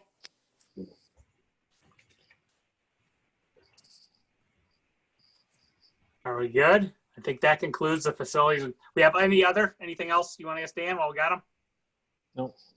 All right. That concludes the facilities and finance. Back to you, Pat. Okay, thanks, Kevin. No ISB. Did you say, Karen, was there anything from CEDAW? I apologize. You know, just the latest update is basically they're continuing to try to work toward bringing the kids back, and I have a tentative date or a date set for some of the schools for October 19th. But again, it's just, you know, that it's kind of reiterating, but they're still on schedule to try to do those things. Okay, thank you. Okay, anything else from anybody? All right, otherwise I want to go back and reframe Monday night. Monday night, I think we need to walk away with a design of our proposed hybrid that we would move to if we were to give people a choice. Okay. So we will be working towards agreeing on a framework. Is it our intent to also have a date of return on that? So what I would say is we need to have a design of the hybrid that would meet any safety requirements we believe are, I'll call it, essential. So for example, if we insist, which I believe is consistent with the guidance right now, that you have to social distance in the building if you're not wearing a mask, that is one thing that will dictate what we can and can't do. Okay. But at least I guess my comment would be, we should be driving towards a date that we think we could achieve what we need to achieve. All right. I think that we will walk away with some, maybe most of a framework, but that we will not be able to guarantee a date when that framework can be complete on Monday. I just want to set the expectation for the community realistically. Okay, I don't think we're looking at a guarantee, because any of our metrics could show a significant uptick over a 3 or 4 week period that would blow out of the water anything that we may have planned. Okay. But I think we need to communicate to the community that if A, B, C, and D happen, I'll make it up. A is the metrics remain where they are. Okay. You know, B, whatever facility modifications we believe we need to finish, get done, whatever else we put on that list, we should be driving to a date that we can do that. Now, again, to at least recognize Don's concerns, it may very well be that there are educational concerns with whatever that hybrid format is. Okay. And I guess we can have a conversation with respect to whether that means we decide that we're not going to give residents a choice, or whether we respect that we may have some concerns, but those being different, let's say, than a safety concern, we believe the resident can make the choice with respect to what educational program they believe their kids need to be in. Pat, okay. I think I would add to that the expectation that, as we discussed, that almost immediately after that, once we have at least a framework of sorts, that we could communicate that to the community and get a read for how many students would be coming back in the building. Yeah, and Jim, and I think that's a good way to frame it, in the sense that we need to walk away with something that we're ready to survey the residents for. So we can at least, if we offer you this and we offer you that, all right, so imagine the menu is the current program plus something that is a hybrid. Which of those 2 menu items will you choose? Okay.